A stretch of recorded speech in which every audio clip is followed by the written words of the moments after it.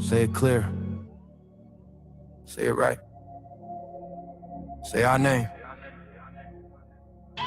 Built this nation with our bodies and brains. You benefit, don't give us credit, say our name. We FBAs, foundational Black Americans. You want us to fight every time you in pain, but when it's time to vote for, silence remains. Yeah. They wanna be us, from the style to the hair, from the lips to the hips, body shaped in our glare.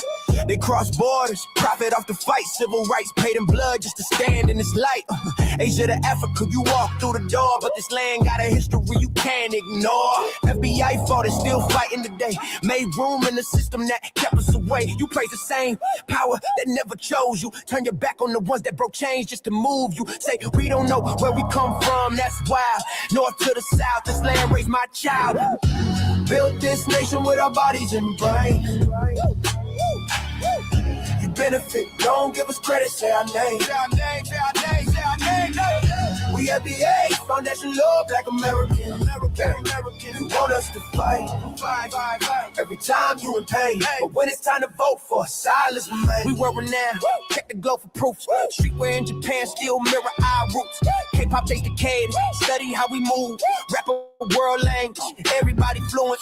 From Atlanta blocks to Mumbai lanes, Hannah kind spitting bars, connected to the flame. That ain't hate, that's impact, that's reach. Culture travel worldwide when the source run deep. They copy the look, they borrow the sound, but skip the respect when we still hold the ground. Love the rhythm, ignore the pain, celebrate the wave, don't say the name. This was home, before permission, before approval. Say our name. Built this nation with our bodies and brains. Benefit, don't give us credit, say our name. Say our name, say our name, say our name. We FBA, foundational Black Americans. You want us to fight, every time you in pain, but when it's time to vote for, silence remains. Say our name. Say our name, say our name, say our name, say our name, say our name, say our name. Don't need your respect, never needed permission. We built everything when we weren't even seen as human. Biting the hand that fed you, surviving on scraps. FBA, stop begging.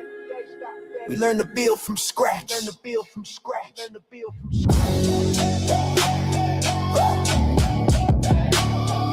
our name. Say our name.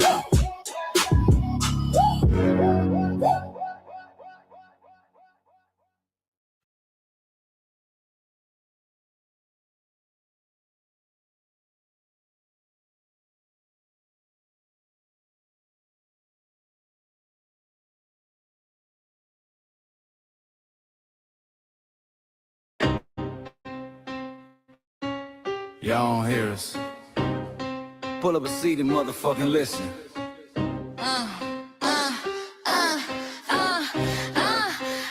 Pull up a seat and motherfucking listen.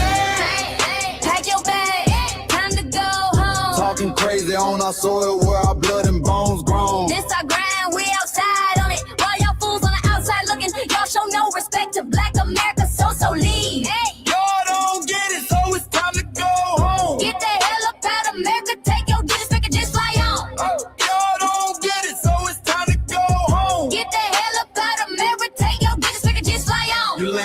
the tarmac, fresh off the boat. Talking about y'all building nothing, man, you choking on the note. My ancestors the reason that this country even breathes. Picked the cotton, built the White House, planted the seed. Jim Crow laws, redlined the map, we was the target. You think that struggle's a costume, man, you can't mark it. We fought the wars, we bled the blood, we died for our future's chance. And you come here and give our legacy a side eye while throwing shade on the guard. Why you benefit from doors we kicked down with our last breath? Now you spit on the architects who stared down death. Disrespectful, that's disrespectful, ungrateful, a slap in the face to only people who gave a fuck. So let me show your ungrateful ass to the right place. Oh, oh. Pack your bags, time to go home. Talking crazy on our soil where our blood and bones grown. This our ground and we outside on it. Why y'all fools on the outside looking? Y'all show no respect to Black America, so leave. Oh, y'all don't get it, so it's time to go home. Get the hell up out America, take your disrespect just like home. Oh, y'all don't get it, so it's time to go home. Get the hell up out America, take your disrespect just like home. Passport, the visa, the privilege to be here. Cause my grandma did march for y'all, so disappear from our land. You cosplaying our pain. Think it's a trend you can borrow, but you ain't inherit the ghosts of our sorrow. We the foundation, the bedrock, the soil, and the root. You not no branch on our tree, and unproductive people always cosplaying me. Talking about we ain't do nothing, you lost your mind. We built this from nothing, time after time. From the beginning to now, we been the backbone and muscle. Why you look down on the struggle and cause a whole tussle? The energy's foul with disgusting, it's whack. Oh. So let's make it clear, there's no turning back. This land is paid for in full. In blood, sweat, and tears, and dreams deferred. You don't get to come into a house we built from the dirt and telling Black America y'all ain't worth nothing. That's a violation, facts. Pack your bags, time to go home. It's our soil on our soil where our blood and bones grown. Show respect, this our ground, y'all just tenants on a leash. Oh, get the step. Show no respect to Black America, so leave. Oh, don't get it, so it's time to go home. get the hell up out America, taking your 30 seconds just like home. Oh, don't get it, so it's time to go home. Get the hell up out America, taking your 30 seconds just like home. Yeah, fly little birdies. Fly on back to where you came from. This ain't for you. The cell is sacred. We said what we said. It's time For y'all to go home. So fly a little birdies fly. Fly a little birdies fly. So fly a little birdies fly. Fly far away from here. So fly a little birdies fly. So fly a little birdies fly. So fly a little birdies fly. Fly far away from here. So fly a little birdies fly. So fly a little birdies fly. So fly a little birdies fly. Fly far away from here. So fly a little birdies fly. So fly a little birdies fly. So fly a little birdies fly. Fly far away from here. Bye bye, little birds.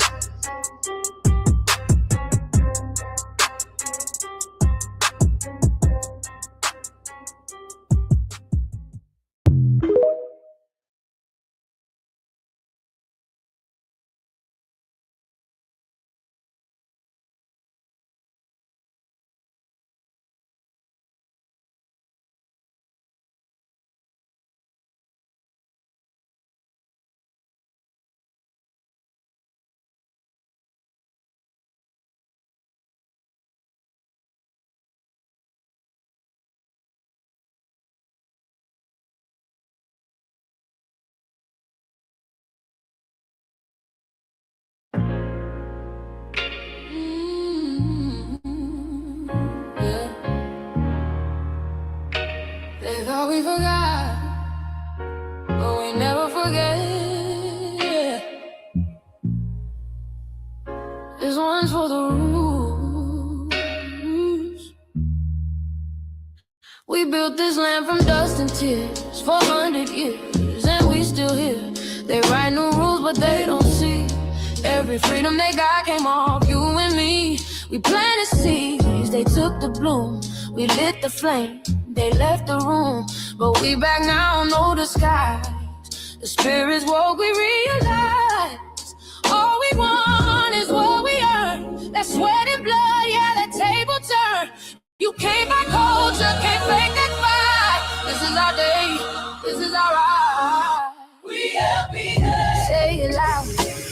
is strong. We the heartbeat that's been there all along. Foundation of Black Americans, stand tall. We ain't begging for nothing, we built that all.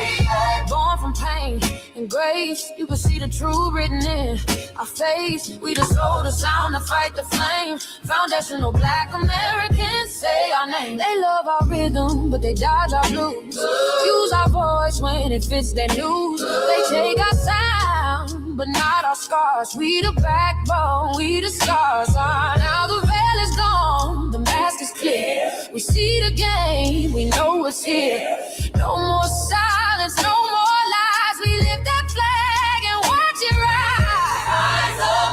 Rise up. We the ones that made this nation breathe. Our pain to the power. Our roots are trees.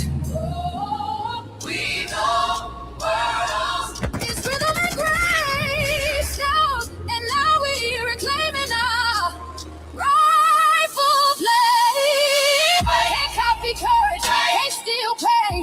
You can't inherit soul by changing name. Our story ain't done, it's the revival.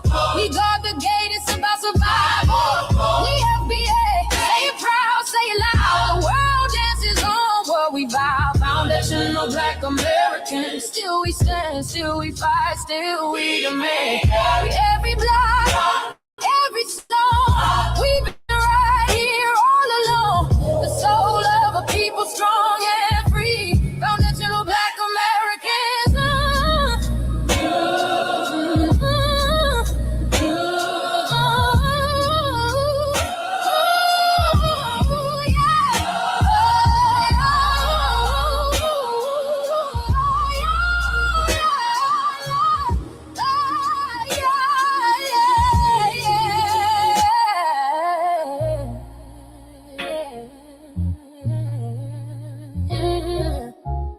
We the first, we the rule, we the fire. Still rising, still here. Foundational Black American. We set the tone and they copy the cadence. Dance to our drums and deny the foundation. Wear the style but don't honor the source. Smile in the crowd and you distance and force. Say you not us but you rap like we breathe. Take the rhythm, then fuse the receipts. I ain't mad, I'm just holding the glass. Showing the mirror, now answer it back. I ain't here to cancel nobody. Just keep it honest, keep it solid. If you eat from the table we built, don't act surprised when we guard it. Do you like that? Do you like that? When I flip your sound and I ride like that. Do you like that? Do you like that? Do you like that? Cause that's how it feel when you borrow my culture. Then act like we never matter. Hip-hop.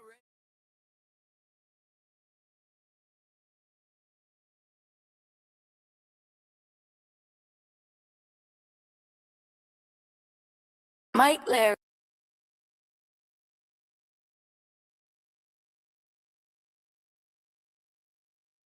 Mike Larry. Now this shit here, it's what see it is. We're not fighting your battles. We're not carrying your fear. We're not lending our history to people who erased us while we were here. Just cause you born here, don't make you FBA. That makes you a citizen, learn the difference today. This is lineage, not a look you can wear. Not a costume you borrow when it benefits you there. You used our culture like an access card, backstage pass, a straight facade. But now the mirror's in your face, no disguise. And you're uncomfortable looking truth in the eyes. We didn't leave our land to beg for a chance. We stayed, we fought, we took every advance. That's the separation, that's the line you crossed. We paid the price, you learned the cost. You waving your flag on our soil, but fighting not to go back home. Waving your flag on our soil, building comfort on a foundation you didn't own. We waving our flag, red, black and gold. Stood our ground, never sold. You waving your flag on our soil. Scared to build what you claim you love. Our humor, our style, the way we move, the smoothness, the sound, the things we prove. Music we birth, language we shape, innovation forged under constant escape. Warrior spirit means stay and defend, not flee your land and rewrite the end. You call it success, but don't confuse the two. East came after what we went through. You abandoned your land and called it strategy. You waved that flag loud, but won't return to build your legacy. That contradiction tells the story for you.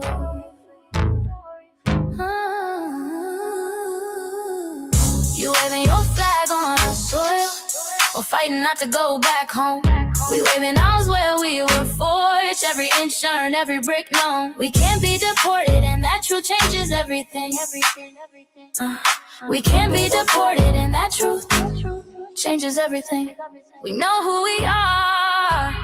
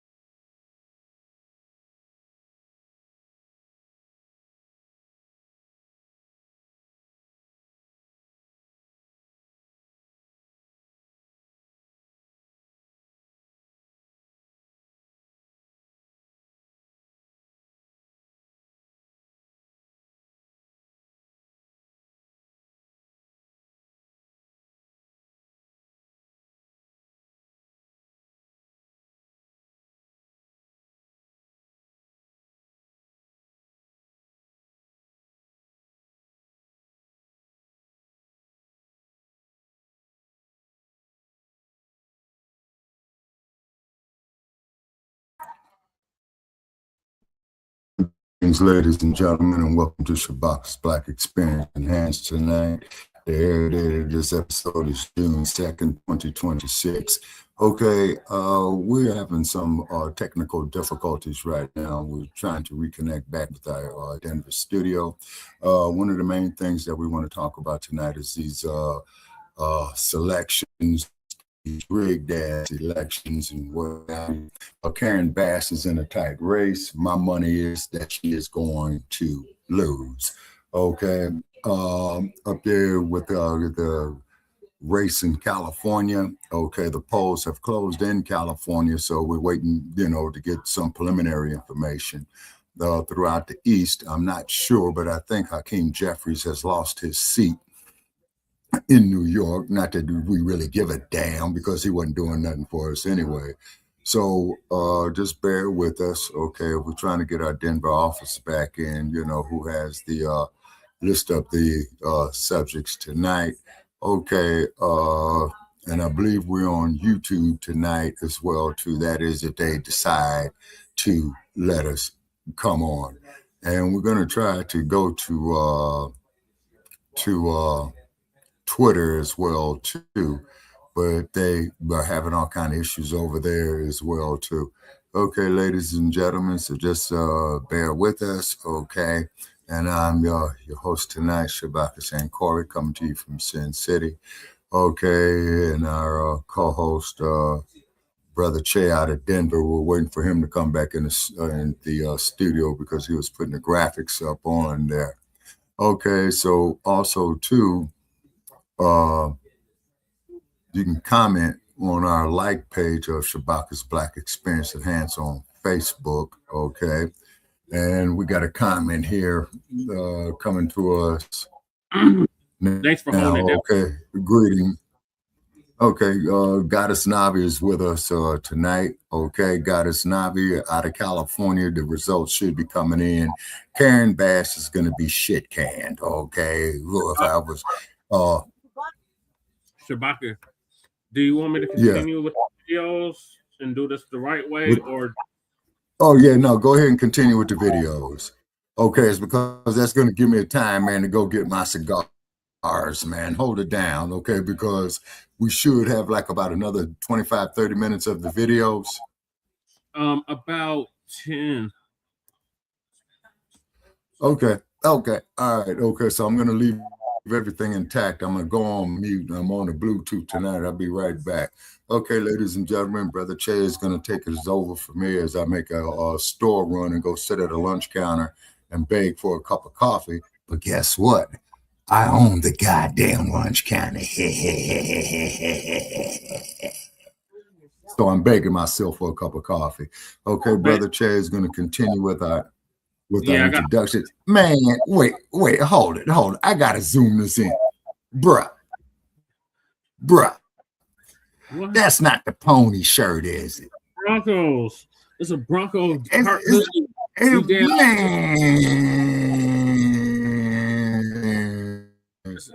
This Bronco. Man, we need some more water out here, man.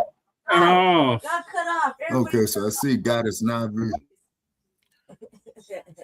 Everybody's going, so what's this here? Some mob shit? No, man, nobody got their picture. This is Sin City, everybody's here. You know what I mean? I can't find the damn cue. Okay, Brother Che, so please go get up on that fountain, Squad. I'm looking for the cue. I just had the cue and I can't find it. Buy my damn water shit. I just bought me a jug right now. You know what I'm saying? Leaves it, but it's true. I read it. This water here is uncivilized out here. What the hell am I talking about too? It's uncivilized. Okay. And also too, Brother Che, if you have access to a ticker tape, man, on the elections, is because I want to see how these numbers are coming in for California. I have a weird feeling, people, is that California is going to fuck around and elect a Republican governor, okay, in the primary, and then elect a Democrat lieutenant governor in the primary. Now, California, the governor and the lieutenant governor do not run on the same ticket as they do in a majority of the states, which they should. So them bastards there, I can't find my cue. That's because you got 90,000. You can't find your cue. Yeah, it's weird. Come on, man. Next to it. Okay, I see they fucking with us again. And it was a pleasant 106 degrees out here today. Mm-hmm. Yeah, the heat might have something to do with it too. I'm gonna tell the truth. He got 90 windows open. I got a lot of windows open now. So. Okay, you're probably gonna have to close them out. Okay, you're probably gonna have to close them out, Brother Che, and then realign the signal. It was right next to this tab I'm using right now. That's the crazy thing, and then it doesn't say I closed it out, so I don't know where the hell it is. Okay, well, you're probably gonna have to do a restart like I had to do. No, you got to find it. I'm gonna start a whole nother queue. Streamyard sharing, right? Mm-hmm. Yeah, it's not sharing what I needed to share. Well, go to that. Yeah, because all that means, Brother Che, is that Streamyard wants some money from us. That's all that means. I'm looking for the tab I was just sharing. I can't find it. Okay, so while you're doing that, Brother Che, I'm going to leave my computer set on and then put this Bluetooth back on the charger. I think it's good. I'm going to put it back on the charger, and I'm going to try to make my cigar run as quick as possible. I already had me dinner, had a nice meal. Then I'm going to sit at the lunch counter and beg for a cup of coffee. Where did it end off at? All right, so I'll be back as soon as Okay, I end off on the elections. No, where did the video end? Being done. I think the video ended off, man, just before the gentleman says, "Yeah, you can't steal from our culture, beat it." He's telling all the other motherfuckers to he's telling all the other motherfuckers to shake the spot, get up out the goddamn neighborhood. You see what I'm saying? drones, the gate. Get out the neighborhood and get out of town because we ain't sitting up here ass scratching for you other motherfucking groups. Period. Who allowed us to get sold for trinkets and beads? Yeah, exactly. Them motherfuckers too. And I went off on one of them bastards on my like page. Mm-hmm. Oh, buddy, we all the same. Man, fuck you. Here's what you do. For you to call me your brother, you go get them goddamn Nabiscos, man, out your motherfucking hood, okay? Then get back with me. You know? Trinkets. That's what they're sold. Trinkets and alcohol. And beads. Yeah, trinkets, beads, and alcohol. So therefore, man, we gave the motherfucker a drink. Here's your beads as you go more and more under the influence like Figure that house. Brooke said it. Yeah, she said that. And then after we got your stupid ass drunk, man, with them beads, we knock you up in the head and put you in them goddamn coffins. Oh, guess what? PLO Lumumba. You allowed us. We're talking about that there too, brother. Carmelo Anthony Shabaka and the Latasha Harlan situation that took place. I'll have it on Front Line Blacc. Oh, yes, sir. Absolutely. Okay. I got to change, so take over. I'm gonna try to make it run as quick. I'm trying to get it set up, Shabaka. I'm almost done. I have to set up. Okay. All right. So what I'm gonna do, man? Go ahead and run, Shabaka. Okay.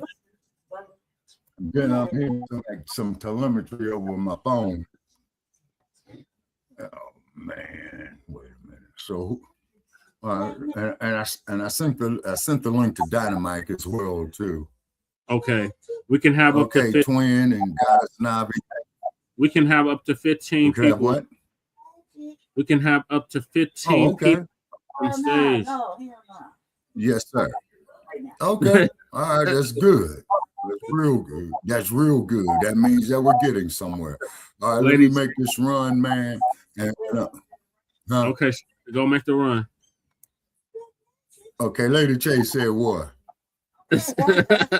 She said she cock blocking What did that. she say? I said, oh, hell no. Cock blocking what? 15 motherfuckers on the panel, fuck that.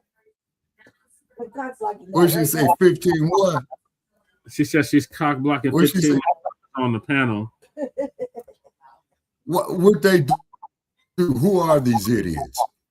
Whoever you decide to put on the panel. I'm not having it. Oh, yeah. When I put my link out for the idiots, yeah, okay. You know, all right, so let me make this run and I'll be back ASAP. Okay. I'm leaving everything intact. I'm going on mute. Okay.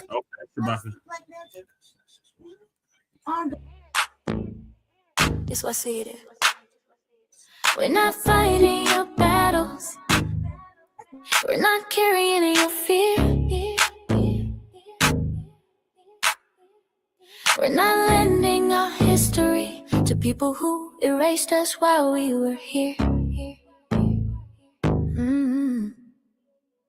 Just cause you're born here, don't make you FBA. That makes you a citizen, learn the difference today. This is lineage, not a look you can wear. Not a costume you borrow when it benefits you there. You used our culture like an access card, backstage pass, a straight facade, but now the mirror's in your face. No disguise, and you're uncomfortable looking truth in the eyes.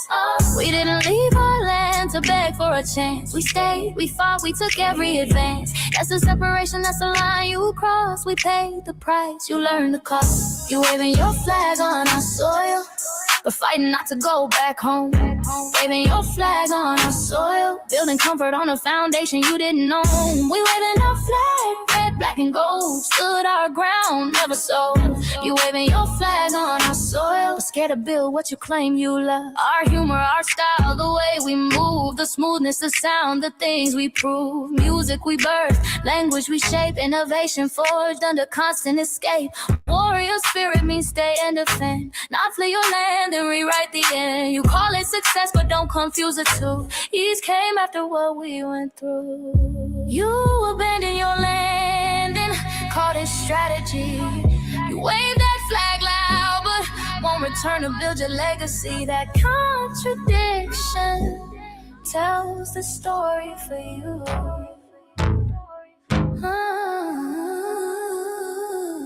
You waving your flag on our soil, we're fighting not to go back home.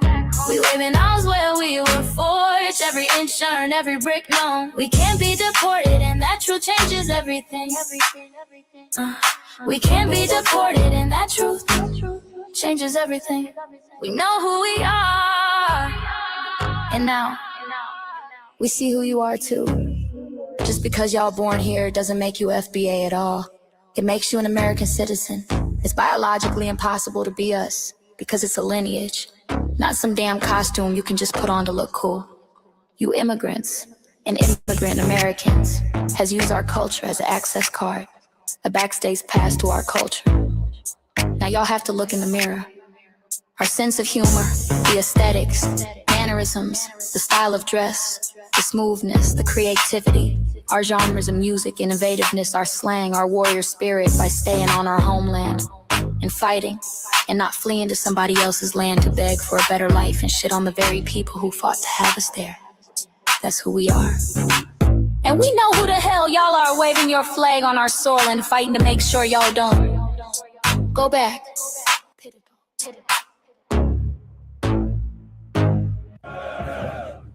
You can't leech off our culture anymore. Beat it!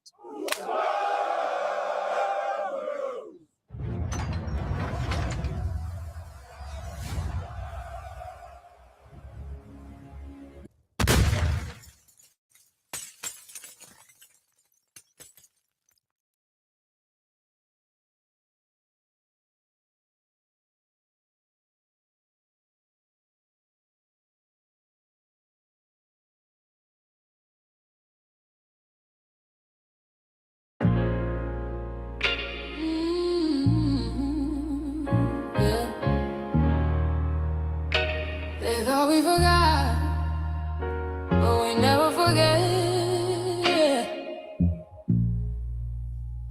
This one's for the rules. We built this land from dust and tears for 100 years, and we still here. They write new rules, but they don't see every freedom they got came off you and me. We planted seeds, they took the bloom. We lit the flame, they left the room. But we back now, no disguise. The spirit's woke, we realize all we want is what we earn. That sweat and blood, yeah, that table turn. You can't buy culture, can't fake that fight. This is our day, this is our ride. We LBA. Say it loud, say it strong. We the heartbeat that's been here all along. Foundation of Black Americans, stand tall. We ain't begging for nothing, we built that all. Born from pain and grace, you can see the truth written in our face. We the soul, the sound, to fight the flame. Foundational Black Americans, say our name. They love our rhythm, but they dodge our blues. Use our voice when it fits their news. They take our sound, but not our scars. We the backbone, we the stars. Now the veil is gone, the mask is clear. We see the game, we know what's here. No more silence, no more lies. We lift that flag and watch it rise. Rise up. We the ones that made this nation breathe. Our veins are power, our roots are trees. We know world. It's rhythm and grace now, and now we're reclaiming our rightful place. Can't copy courage, can't steal pain. You can't inherit soul by changing names. Our story ain't done, it's the revival. We guard the gate, it's about survival. We FBA, say it proud, say it loud. The world dances on what we vow. Foundational Black Americans, still we stand, still we fight, still we demand. Every block, every song, we've been right here all along. The soul of a people strong and free. Foundational Black Americans.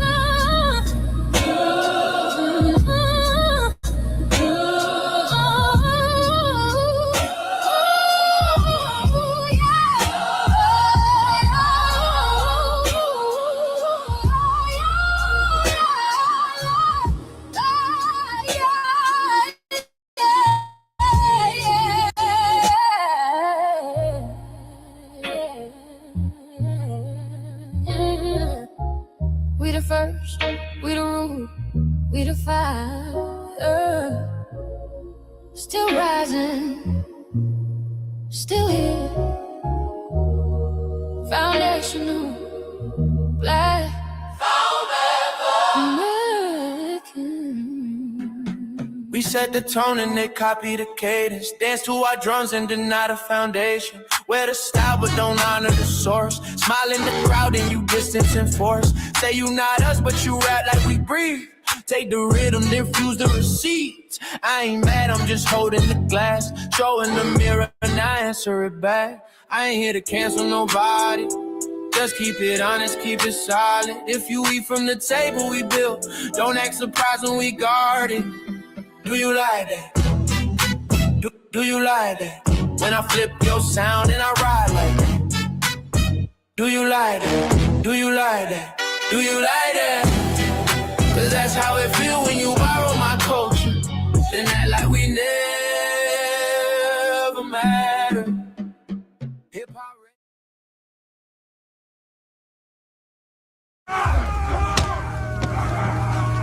You know, erasing history is something that you have to do when it comes to conquest, domination, and destroying a people. If people knew who they were, what they were, and what they were capable of in the past, they will understand what they have a possibility or a likelihood of doing in the future.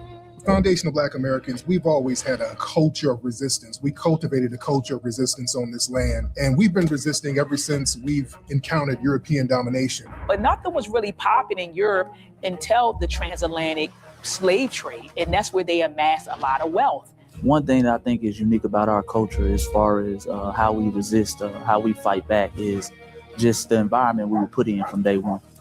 Being only 13% of the population, the white supremacists were very meticulous about keeping that population at a certain amount. There was never a period when we did not resist the encroachment of the white man. They have a natural behavior of authority no matter where they go. That's why they'll step up in front of us in the line at the store. We're not important. They don't even see us. We've never been able to excel. We've never been able to relax.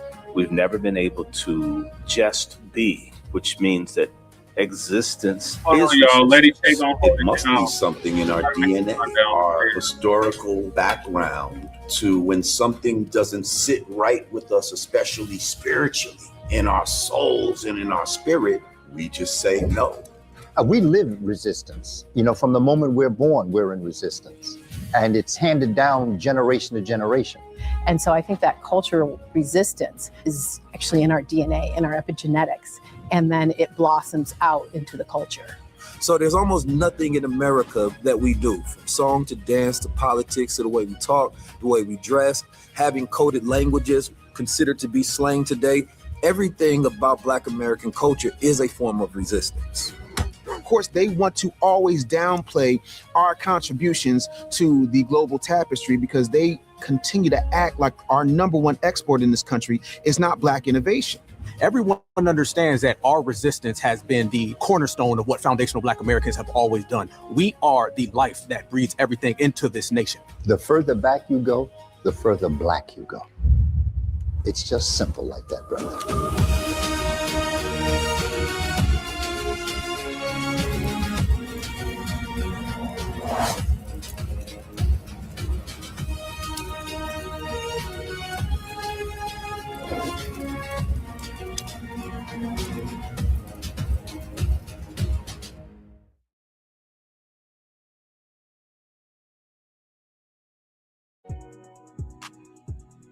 Introducing the B1 Rolodex, the easiest way to search for and support FBA and B1 businesses.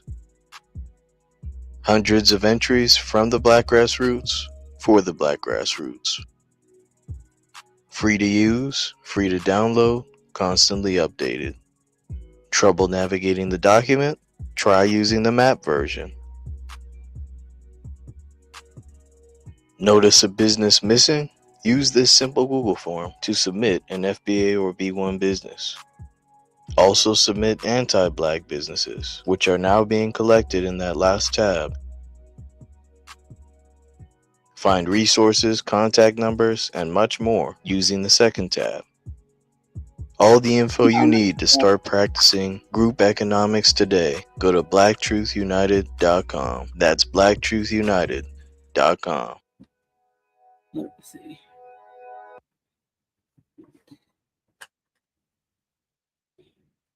Mike Larry, man.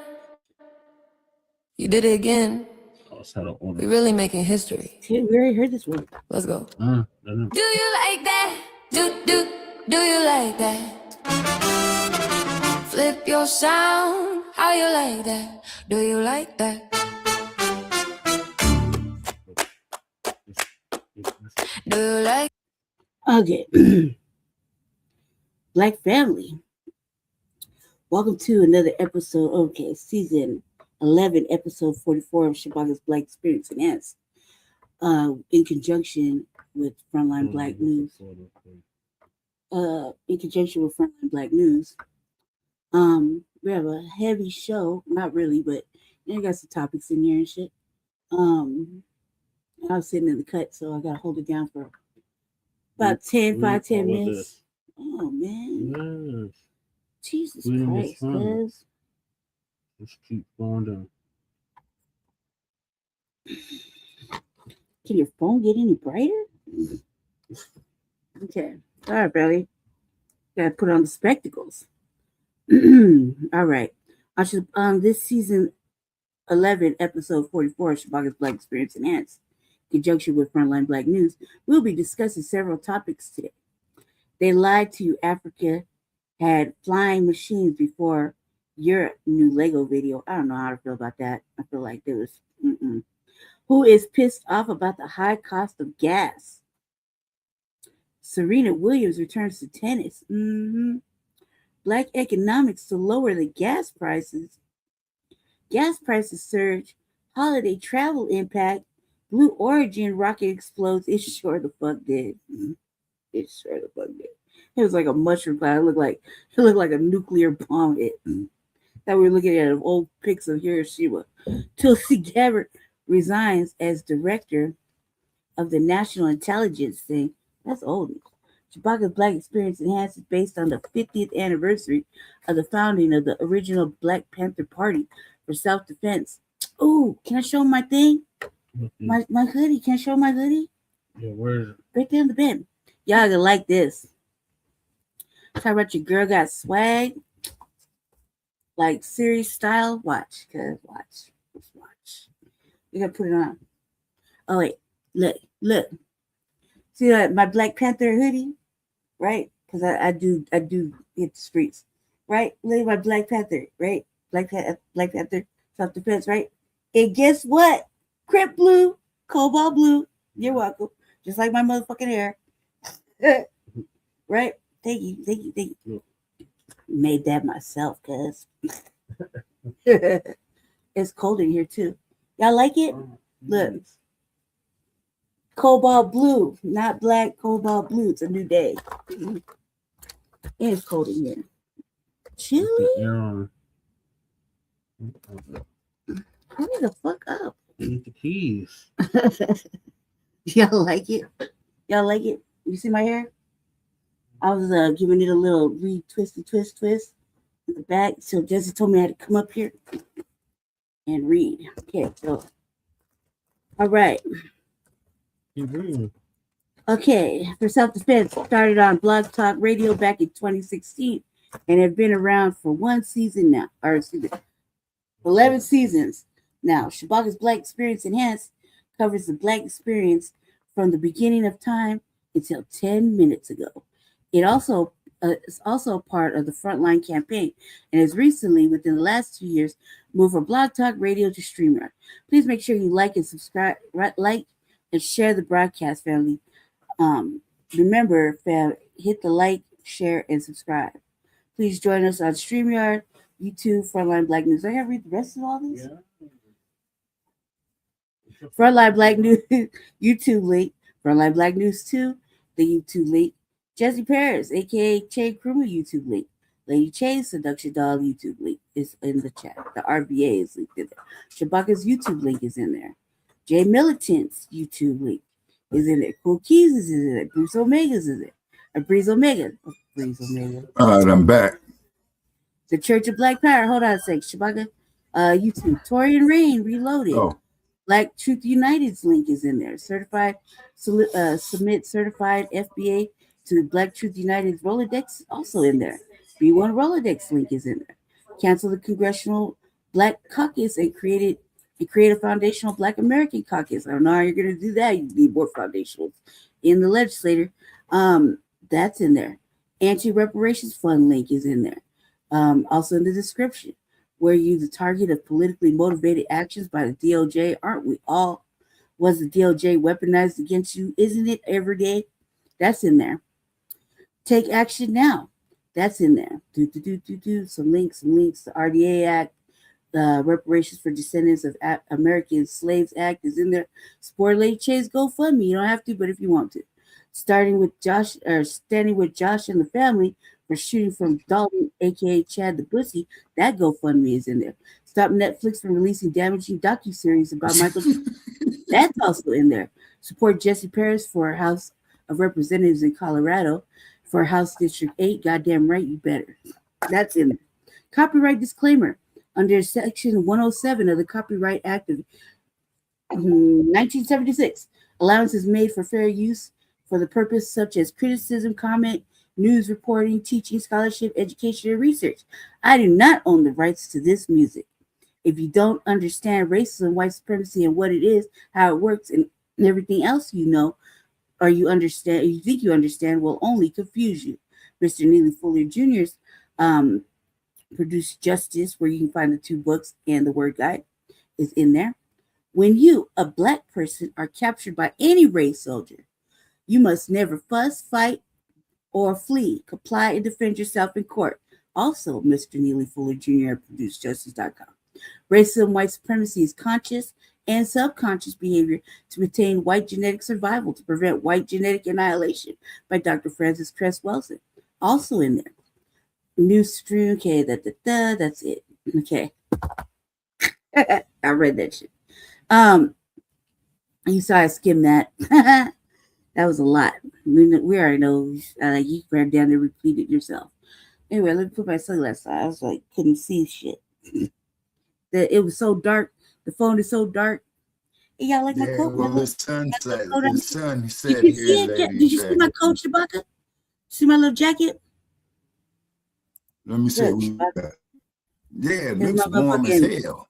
Black Panther, my Black Panther hoodie, but guess what? It's a crypt blue, cold blue, just like my hair right now. Mm-hmm. Okay, so you got the pretty kitty here. No, look, it's a Black Panther. They got my Black Panther pin. That's right. And then you turn it around on the back, and it has the emblem, ma'am. Gigantic, but it's in blue. Yeah, that's the pretty kitty. Goddamn right, in blue, right? All right. Yeah, this is New Day family. We know, Black is tight too, but man, motherfucker got to separate herself from the crowd. Whereas in the different chapter, I got to separate myself. That way, everybody can still wear their own shit. But I got to vote for Che. What? Oh yeah. Yeah, I'm saying definitely vote for Che, District 8, Che 26. If the Panthers were out right now, everybody being black and militant, I'd be coballt blue and still militant like a motherfucker. Yeah, that's why I got my short black waist jacket. You know what I'm saying? You know, it's kind of warm too. Made it myself. Well, we was up here at 109 degrees, Lady Che. So you got wind coming off the west, huh? Yeah, about us. Yeah. If you guys are getting wind coming to you from the west, you're getting the desert heat. So, family, I'm over here kicking it until Jesse comes. You guys see my hair? I did a show earlier and I was showing a lot of Michael Jackson shit. And you know what they did? Oh, yeah. They took it down. It took my whole fucking show down. And I was like, but you got to put that copyright. Yeah, you got to put that copyright disclaimer up there, Lady Che. They did that to us the other night. I did, man. But, like motherfuckers hating on me because I was just man, it's Michael Jackson. It's hating on wenches and shit. Really go out of the way to boycott that. To boycott the good movie. Oh yeah. And so then too, and from what I understand, it's trash. And then from what I understand, it wasn't made on a major movie studio budget either. So what happens with that, people, when Shout they out have to a Lil film? Eyeballs. Oh Yeah, yeah, and when they have a okay, see, the thing is this, Lady Chat. You got the executive producer and a producer, right, of any film. The executive producer is the one who puts the majority of the money up there. So the producer might be the one with the idea. So what happens is that the executive producer putting up that money has got the producer on puppet strings. You see what I'm saying? That's why you got to be the executive producer of all your shit, because the executive producer is the one making the decisions. And quite naturally, of course, you know, they're going to try to smear Mr. Jackson is because I do remember that when they first came on the scene in 1969, they made a song called I Want You Back. It was a big hit. Diana Ross was promoting these young men after they had signed with Motown. Then what had happened was they went on and made another album called ABC. ABC, it's easiest 1, 2, 3. So that was a hit. But then on that same album, they had a bigger hit called Stop the Love You Save May Be Your Own, baby. Gotta stop it, girl. Someday you be all alone. Doom, doom, doom, doom, doom. Now, the main singers of the Jackson Five was, of course, Michael Jackson, Marlon, and Jackie. Jermaine and Tito were on the guitars. So you could Google some of the past acts of them, like from 1969, 70, 71. Jermaine's hairline was moving in and out and round and about throughout all the years. Yeah, that was colored motherfucking painted on hairlines. And there was one point where that shit was like this. Mm-hmm. It was like this, and then and like this right in the middle of this much space. Yeah, but you see, that's what happens when you go out there to Hollywood. You see, is because they figuring that everybody's so starstruck, right? Man, I love me some Michael Jackson, man. I don't give a fuck what nobody say. I can sing Michael Jackson all goddamn day long. I can listen to it like over and over and over and over again, all day. Oh yeah, well, okay, that's all I had to listen to. That shit would be right. Okay, but the thing is that you see, Michael Jackson, when he went out on his own, is he did Off the Wall. I remember that record was a big hit in 1979. The whole album was a big hit. Then when he did Thriller, that was his masterpiece. And then not to mention, motherfucker, man. I was reflecting on that shit earlier in my little earlier broadcast that got taken down, like the old ass bitch ass motherfucking YouTube hater, man. Whoever the fuck decided to sit there and go through my shit with a fine tooth comb, man. They hit me with like 24 infractions. I was like, YouTube? Well, welcome to the club. You know what I'm saying? You can't infractions and ban me. You can't fuck with me unless you got.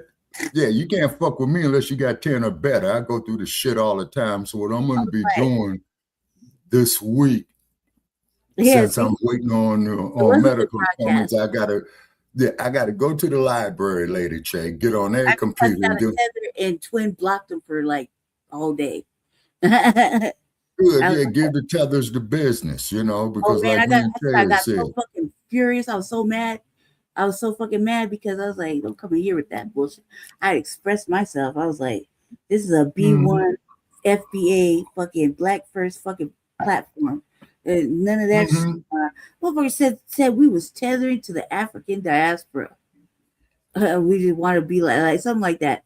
And I was like, you got your motherfucking facts all the way the fuck wrong. And then tell the motherfucker too, Lady J. Foundational Black Americans. They don't want to be no African Indians and shit down.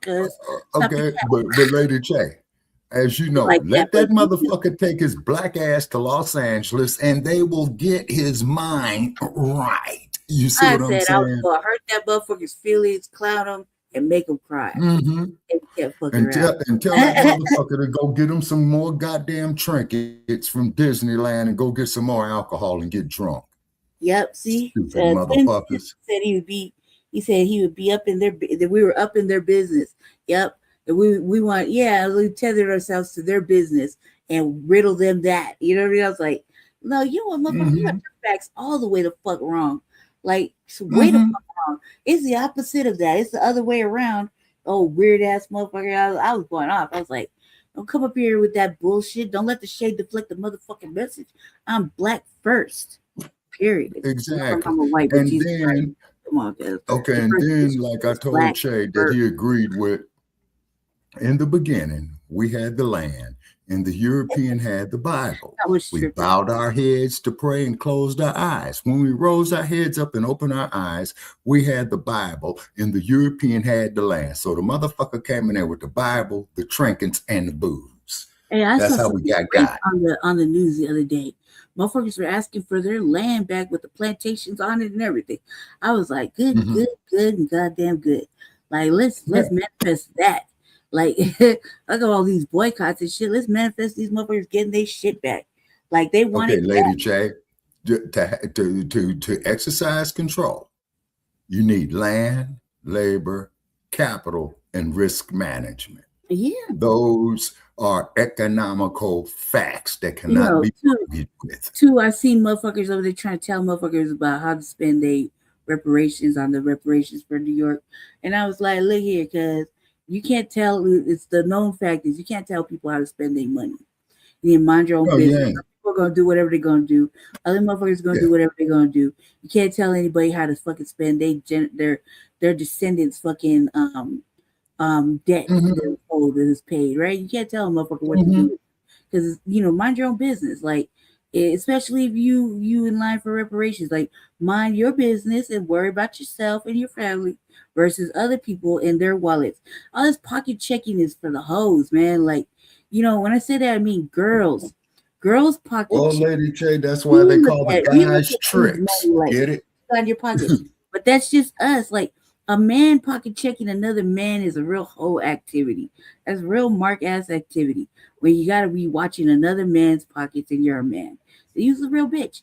So a girl though can look at be pocket checking their dudes, and that's just like that's whatever, right? It's just girls looking and see maybe you'll buy her something. That's whatever. Pay the bill. Who knows? But a man pocket checking another man pocket watching is gross. That's bum shit. Loose booty activity, okay? No, that's bum shit. Okay, that's what that is. Earlier, I got the giggles.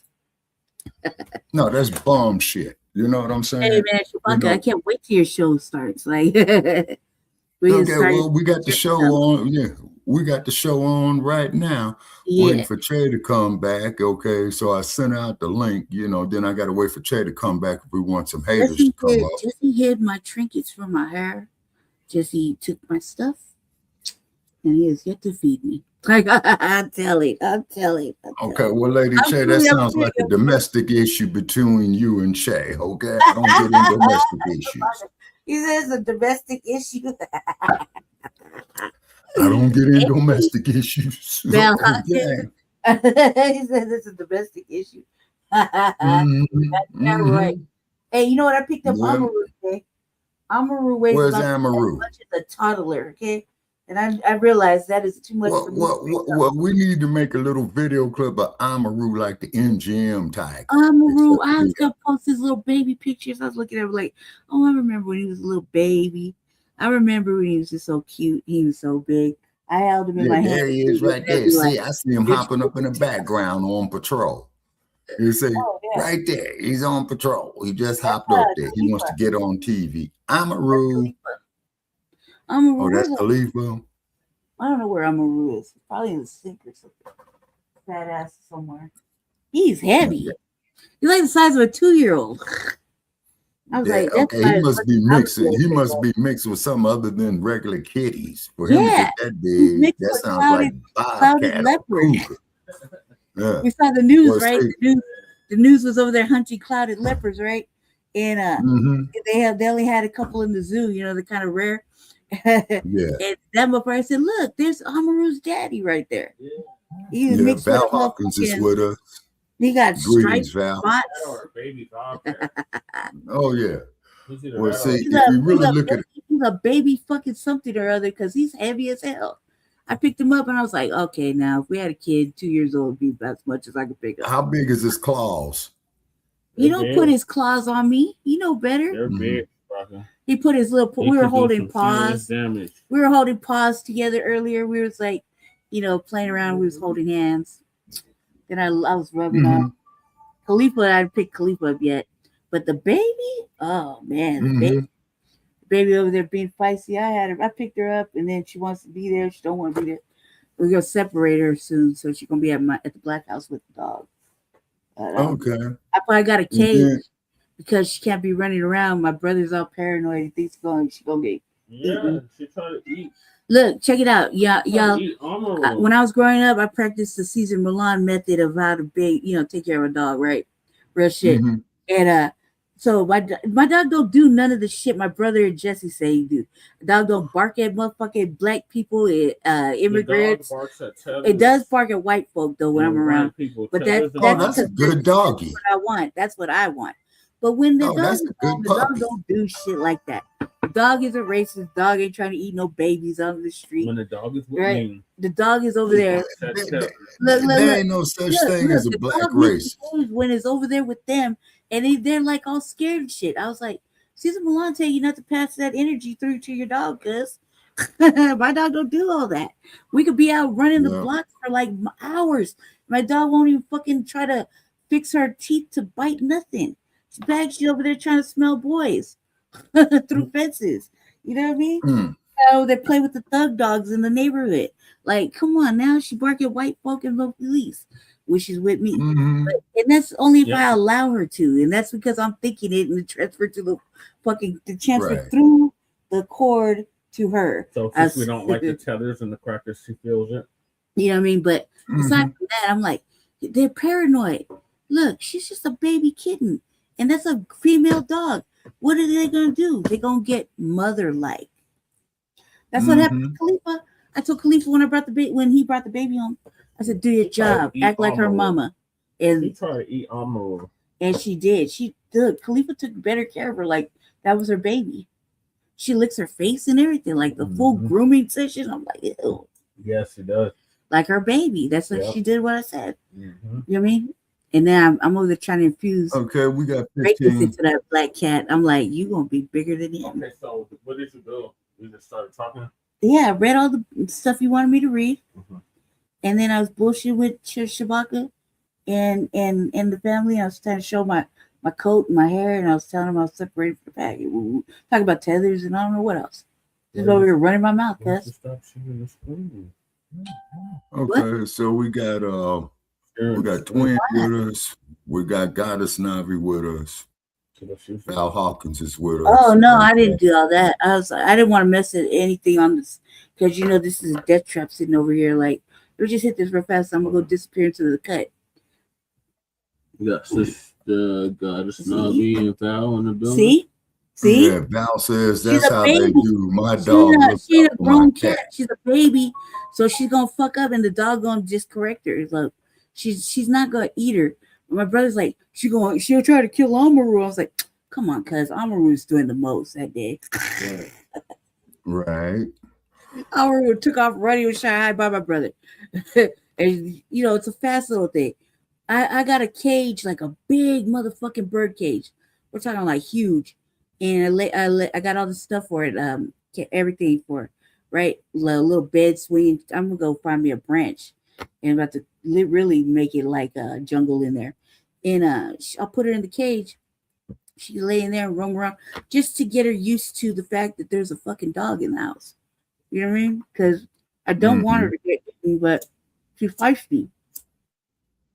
Right. Okay, Jermaine. Smack the dog and try to terrorize the dog because cats are like that. You think the dog is the problem, but really it's the cat that's messing with the dog. So I don't want her to get the dog riled. It's really like that. I don't want to get the dog riled up to where the dog's like, and she's like, she did not. He's just making that up. He's a liar. He's a goddamn liar. He's an over exaggerator. He's a fucking Pisces. You're an over exaggerator too. No, I'm not. Panicky and shit. They was banging at first. They were not getting along. They won't. He's got to assert his dominance in a whole place of females. He's got to assert his dominance. He's a male cat. and like there's 2 female cats and a female dog. What do you think he's gonna do? Buck up. Buck up. Better, man. You gotta get that motherfucker fixed. Yeah, we do. He gonna start spraying everywhere. He started to get like a grown dog. Like I'm like, yeah, come, lower your tail, cuz. Like show it all your goodies. Okay, then also too, we got a note here off the internet. Some people are boycotting Angela Bassett after she said LGBTIQ themes do not belong in children's cartoons. Let's give her a round of applause. Good for her. Yeah. And Denzel is on a similar thing as well too. Mm-hmm. Yeah. Yeah, that agenda got to end. All right, man. I'm gonna ridiculous. Scoot to the side. No, we have to scoot that way. Nice, scoot to the side. Oh, she got to go, bro. No. Okay, and then they doing some recognition to Linda Singh. Okay. Anybody remember Linda Singh? I think that's before my time, Shabaka. Okay, Shabaka, that sounds like an old witch. Just hold on. Okay, Linda Singh, a homeless 17-year-old girl, walked into a mall with no diploma, no home, and no future. Years later, the state of Maryland put her portrait on the wall and named a military center after her. Read that again, because it sounds impossible. At 17, she wasn't preparing for college. She wasn't planning a military career. She wasn't dreaming about becoming a general. She was trying to figure out where she would sleep. Some nights it was a friend's couch. Some nights it wasn't. She had dropped out of school. Her future looked finished before they even started. Most people saw her back then would have seen a statistic, a troubled teenager, another kid who didn't make it. They would have been wrong. One day, while walking through a mall, Linda met a National Guard recruiter. To everyone else, it was just a conversation. To her, it was an escape route, food, shelter, purpose, a second chance. She took it, and everything changed. She earned a diploma, then a college degree, then another, then a PhD degree. The homeless teenager people overlooked became an officer, then a commander, then a leader responsible for thousands of soldiers. And in 2015, history was made. She became the first Black woman and the first woman ever to lead the Maryland National Guard. Think about that. The same girl once didn't know where she would sleep at night, was now responsible for protecting an entire state during emergencies and crisis, okay? I think that there's with the Freddie Gray situation in Baltimore, but here's the part that hits the hardest. The military center that now bears her name stands in the same street where she once struggled just to survive. The system could have forgotten her, end up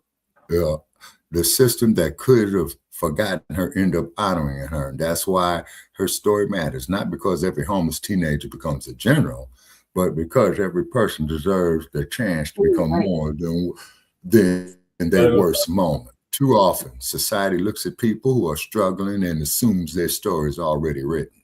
Linda Singh proved otherwise. She proved that one opportunity could change everything. One person believing in you can change everything. One decision can change everything. And sometimes the person everyone counts out becomes the person history remembers.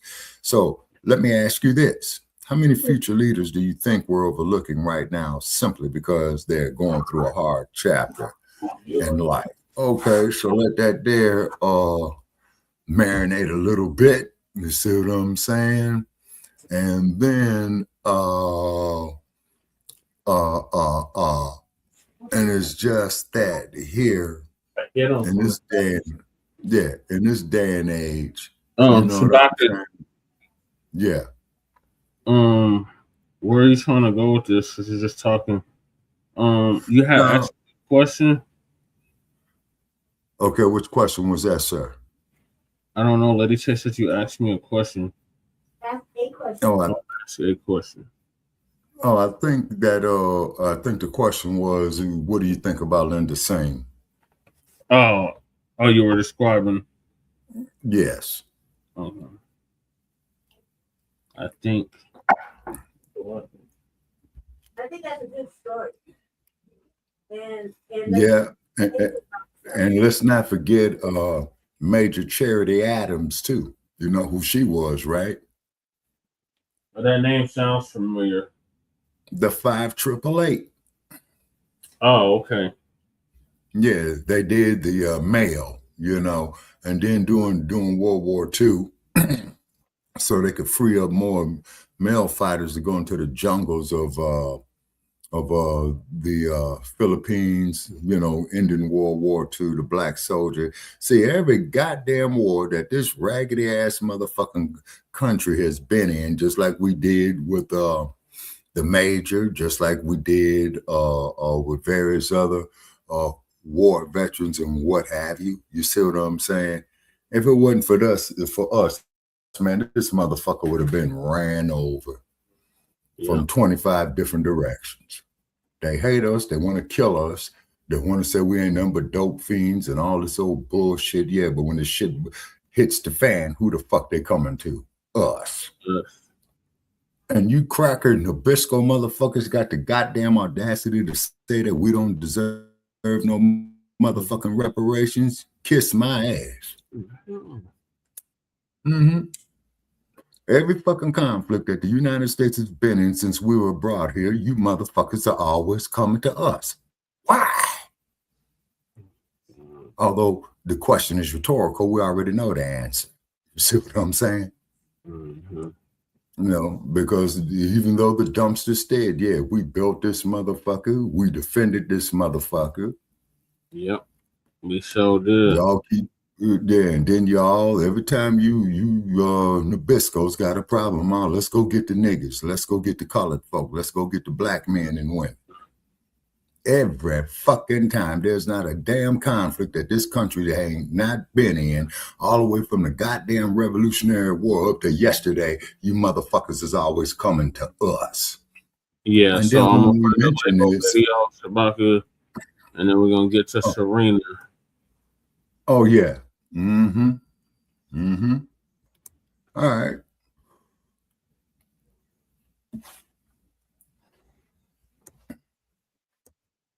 Just going on mute. Touches on this queue that I had to reset up. I don't know what happened to the original one.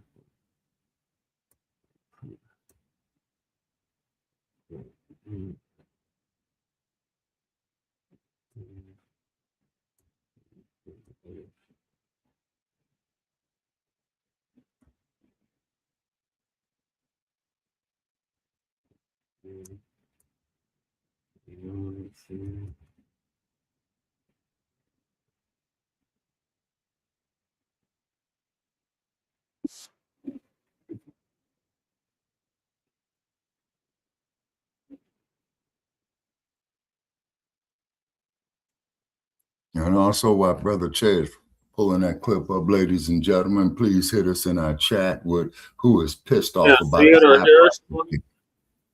Huh? You can't hear it? No, I don't hear it. They wrote you out the books, they locked the archives down. Oh, there you go. Before the Wright brothers, before Kitty Hawk, Africa's engineers were already solving the problem of flight.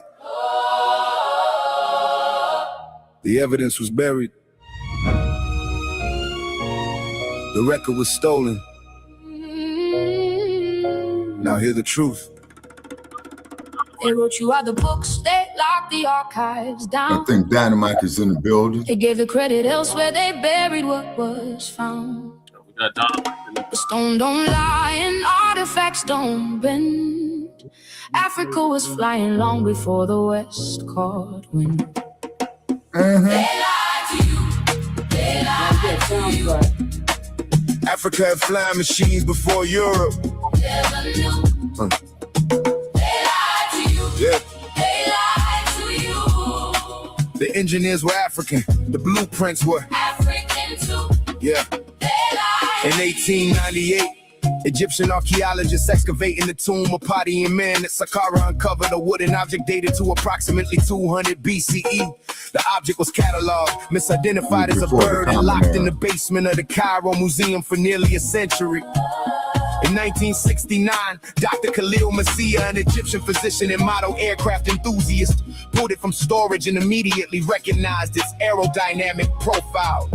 The Saqqara bird has a wingspan of 18 centimeters, a flat horizontal tail stabilizer, and a fuselage with a cross-section matching modern glider geometry. When aerospace engineer Simon Sanderson built a scale replica and applied a slight horizontal tailpiece consistent with ancient Egyptian joinery methods, the model achieved controlled glide. The wings demonstrate a dihedral angle, meaning the wingtips angle upward from the center, a deliberate design feature used in modern aircraft to maintain lateral stability. Ancient Egypt had no word for decorative miniatures of birds built with tail stabilizers and fuselage bodies shaped for aerodynamic lift. The tomb context of the construction method and the aerodynamic performance together suggests this was a scaled model of a larger flying or gliding vehicle. Egyptian temples at Abydos contain relief carvings dated to over 3,000 years ago, depicting objects that multiple aerospace engineers and researchers have described as matching the silhouettes of modern helicopters, submarines, and fixed-wing aircraft. Hieroglyphic interpretation remains contested, but the carvings exist. They are original to the walls, and no ancient Egyptian scribble tradition has been identified that explains them as overlapping text errors. They wrote you out the books, they locked the archives down. They gave the credit elsewhere, they buried what was found. But stone don't lie and artifacts don't bend.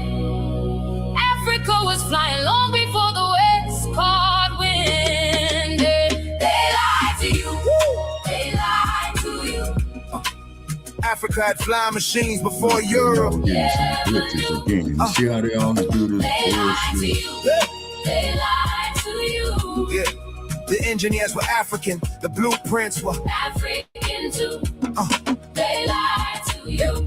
In West Africa, the Dogon people of present-day Mali preserved astronomical knowledge about the Sirius star system.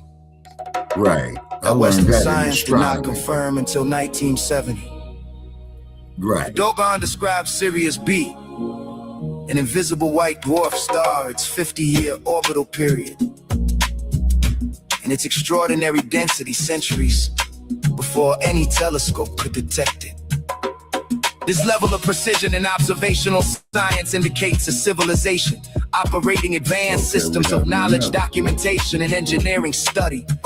The Mali Empire at its peak in the 14th century, under Mansa Musa, controlled more wealth than any European state and funded universities. Okay, Dynamite is saying move his icons because all the Timbuktu St. Core University held an estimated 700,000 manuscripts. St. Core University. Mathematics, astronomy, engineering, and medicine. In 2012 and 2013, when extremist forces threatened Timbuktu, scholars and librarians physically transported approximately 150,000 manuscripts to safety.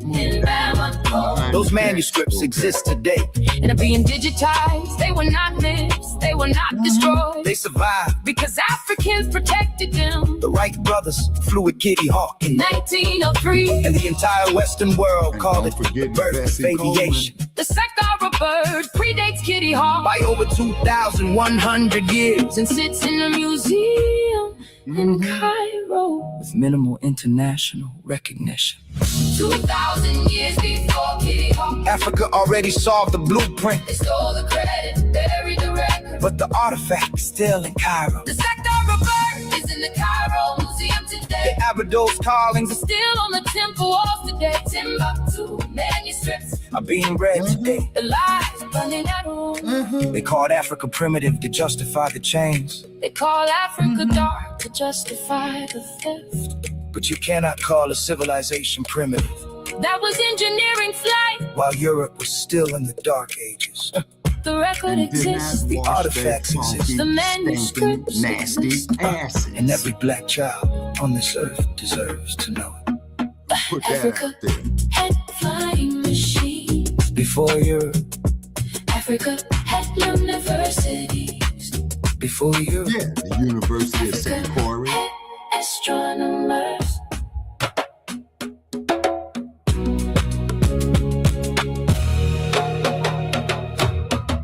This is a historical clarification records, oral traditions, and documented experiments across African civilizations.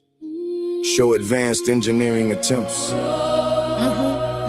Some accounts describe early flight concepts, long before European aviation milestones. Knowledge systems in Africa were not primitive centers of learning, preserved engineering, astronomy, and mathematics. Oral historians and written records describe experimentation. Right. These accounts were later dismissed or ignored during colonial documentation. They told you innovation started elsewhere. They removed African contributions from global records. They denied documented attempts at flight. Yeah. They replaced history with selective narrative. In the Mali Empire during the 14th century, accounts describe an emperor, Abu Bakr II, who reportedly abdicated his throne to explore the Atlantic Ocean. Historical texts from scholars such as Al-Umari document this expedition. While not confirmed as flight, it reflects advanced maritime engineering and exploration ambition in other regions, such as the Songhai and earlier Nubian civilizations. There is evidence of metallurgical advancement and structural engineering knowledge. These technologies form the foundation required for mechanical experimentation. Oral traditions from West Africa reference individuals attempting to control gliding using crafted materials.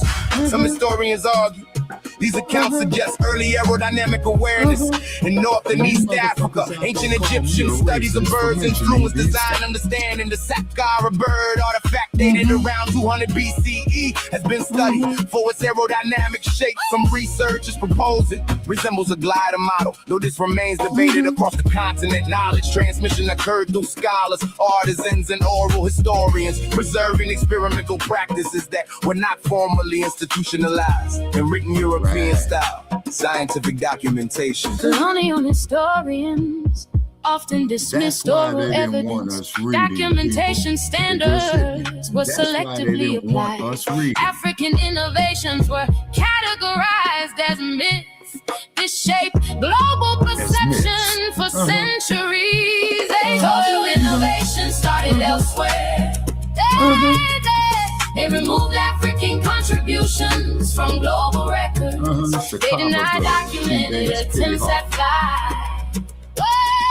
They replaced history with selective narratives. In East Africa, particularly in regions around present-day Tanzania and Kenya, there are ethnographic reports of early mechanical experimentation tied to craftsmanship traditions. Skilled builders worked with wood, textiles, and natural fibers, materials necessary for lift-based experimentation. In Ethiopia, ancient manuscripts detail advanced astronomical observation, which is essential for navigation and understand environmental forces like wind patterns. These scientific practices indicate a broader intellectual environment capable of supporting experimental mechanics. The absence of surviving physical flying machines does not eliminate the presence of experimentation. Many early technologies globally were undocumented or lost due to environmental conditions and conflict. European aviation breakthroughs in the 19th and 20th centuries, including those by the Wright brothers, were built on cumulative global knowledge systems. However, historical narratives often isolate these achievements from earlier non-European contributions. African historical records were disrupted through colonization, destruction of institutions, and the dismissal of indigenous knowledge. You see how they doing this bullshit, this y'all? created a gap Lousy in documented motherfuckers. continuity. History was filtered. Evidence was ignored. Narrative were controlled. Truth requires reconstruction. Modern historians are reevaluating sources. Interdisciplinary research includes oral history, archaeology, and material science. There is increasing acknowledgement of overlooked contributions. Reconstruction of accurate global history. This is not speculation without basis. It is a call to examine our historical evidence equally. Innovation Has never belonged to one region. The record. Maybe Trump's fires drunk ass got us Navi. They did not tell the complete story. The work now is to restore Historical balance through evidence and critical study.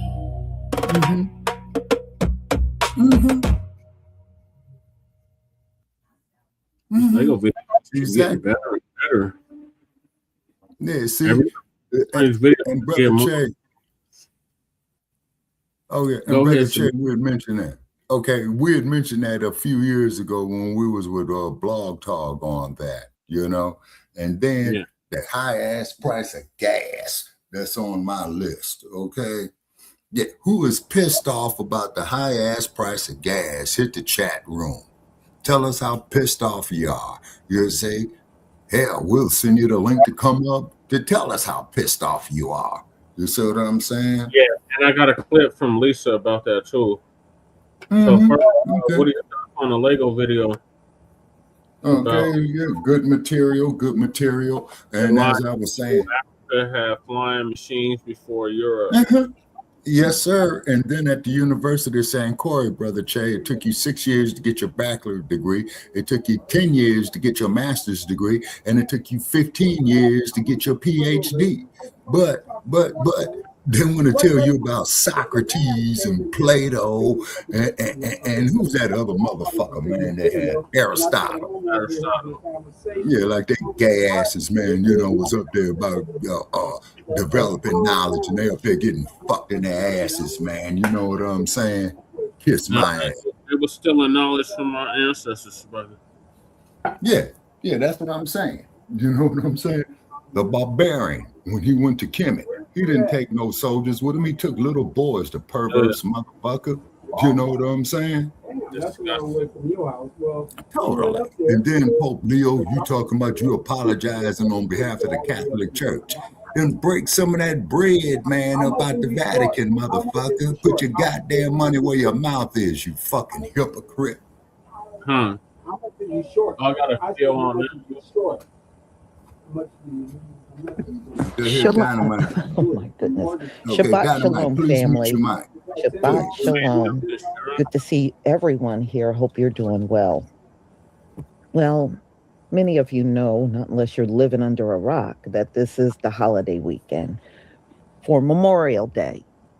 And just before the weekend, the gas prices jumped up again. You know, it's all about the holiday weekend, and they can milk more money out of you, you know. And yes, people are complaining. Yes, they are.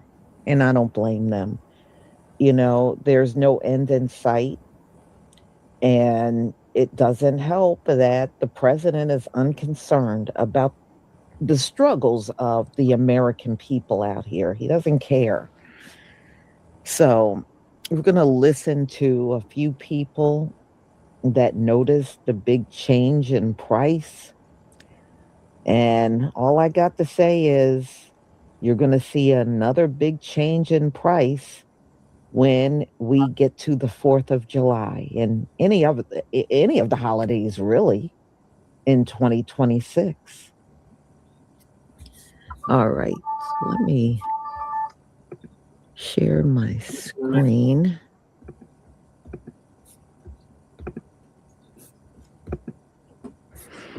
Please give me a 1 if you can see my screen.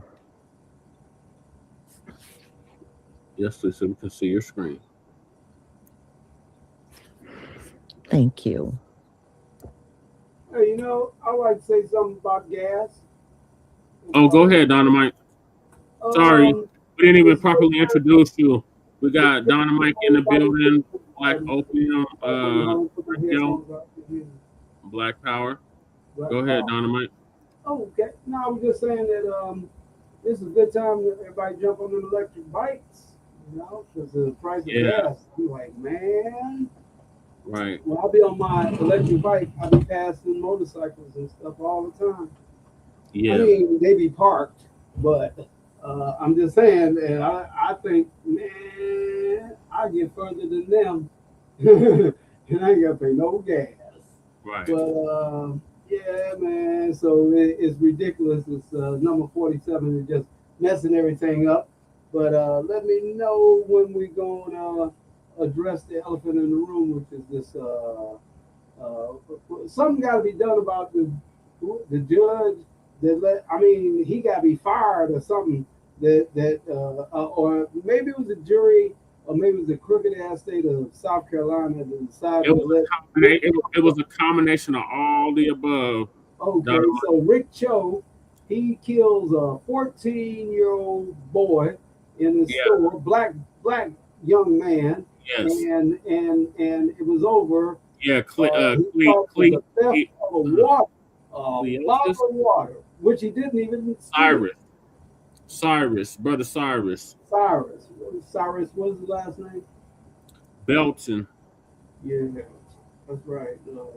So, you know, you can't let stuff like that just go, you know. I'm sure the people down there in South Carolina can go to their city council meetings or something like that, and this got to be overturned, because this is one of them cases where they would rather give you some money but no justice. Yeah, you know? But not only that, Dynamite, there's the Carmelo Anthony trial begins as well. Our brother in Texas that defended himself against some two Nabiscos. Right, at the high school where he was sitting in the wrong spot, and they decided, oh, you got to move, and I'm enforcing it. You know, he told them, if you put your hands on me, you're going to have a problem. You know? Yeah, so in regards to the Cyrus case, I heard that it was one black person, but they weren't of American. They weren't American. Put it like that. They do that all the time, huh? That's their little psych move, right? Just like they get these actors, even in The Wire, a cold-blooded gangster movie in Baltimore. You got all these cold-blooded gangsters in Baltimore, but they don't use them. They get somebody from the Congo that's trying to. I mean, this guy, he got the British accent, or wherever he's from. But I'm just saying. From The Wire. Yeah, and they trying to get him to speak hood, and he can't speak hood. But that's what we go for. Yeah, you know? Unfortunately, Dynamite. Well, we don't own or control Hollywood, as Shabaka always says. We don't own and control Hollywood. But back to Rick Cho. Rick Cho, this is over a bottle of water. So this is a modern day Latasha Harlins. And they chase Rick Cho and his son chased the young man down the street. They shot him in the back. And found not guilty. So something got to be done about that. I would say definitely the boycotting of the store. The store shouldn't even be there for real. Right. Happened. And keep in mind, Black family, this happened 3 years. Huh? It just happened 3 years ago. Yeah, but I'm just saying, now that he's been found, you know, not guilty, shut that goddamn store down. You know, we know how to shut it down. Well, we tried to do that with the tethers. They keep going to them stores, just like in New York when them sisters was getting beat up by them Asians, and them sisters, them tethers. That ain't even sisters. Them tethers going in them damn stores. Let them know, you know. Hey, and then not to mention too, Brother Che, the similar situation that happened in Chicago, where those sisters was buying all those weaves, and the brother, NOI brother, went there and called the police. I'm busting out your windows. Stores. It was in New York and Chicago, and our brother Tyrone Muhammad threw that brick through the window. Thank you, Brother Che. Yeah, that was his name, Tyrone Muhammad. Shut them down in a way guess where what we Marines did, Dynamite? Don't have no bash. What do you call it? You know, like when you throw a stick of dynamite in a place and it blows back at you. We don't need none of that. But we need to protest that place, shut it down, boycott them, make sure that they starve their asses out. Going in there. We got our people that are ignorant as hell or just don't get right. Just like in Chicago, Jay. They put weaves at half price and they had them sisters lined up all around the corner to get that bullshit. But those sisters, a majority of them are tethers. Those was tethers, Shabaka. Those were not American-born sisters. Those was foreigners. Shout out to Muhammad, a real rider. Exactly, Nabi. So Dynamite, we need to get on e-bikes and e-scooters and e-bikes and e-scooters. We'll come back to this injustice here, but I'm kind of pissed off about seeing that verdict. You know, me. E-bikes and scooters. I've been seeing a lot of kids riding through the neighborhood. Matter of fact, a lot of young black kids. I seen a couple families earlier, black families. Daddy, we're doing good too. They're like 50. I mean, what do you call it? $500,000 houses, $600,000 houses. You know, riding through on nice e-bikes and stuff. And I'm like, man, they ain't paying no money on no gas. Exactly. Yeah, I seen something similar earlier myself, Dynamite. Yeah, and with this high price of gas, I'm only driving to essential places, you know, to visit relatives and medical appointments. That's it. I ain't going to LA to go see the ocean. I ain't going back to Panther Town, man, because the gas is too goddamn high. And it's high as fuck here in Nevada. Let's see how high it's gotten in different parts of the country. Especially California is your highest. The national average gas price in the U.S. is $4.55. Hell, I wish the fuck I can get some gas at that price. Have predicted that it's damn $6 out here. The U.S. will hit $5 or more. Here. With the Strait of Hormuz still being closed, Iran still not allowing ships and shipments to pass through there. This affects our economy.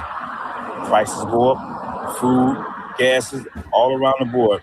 It affects the prices.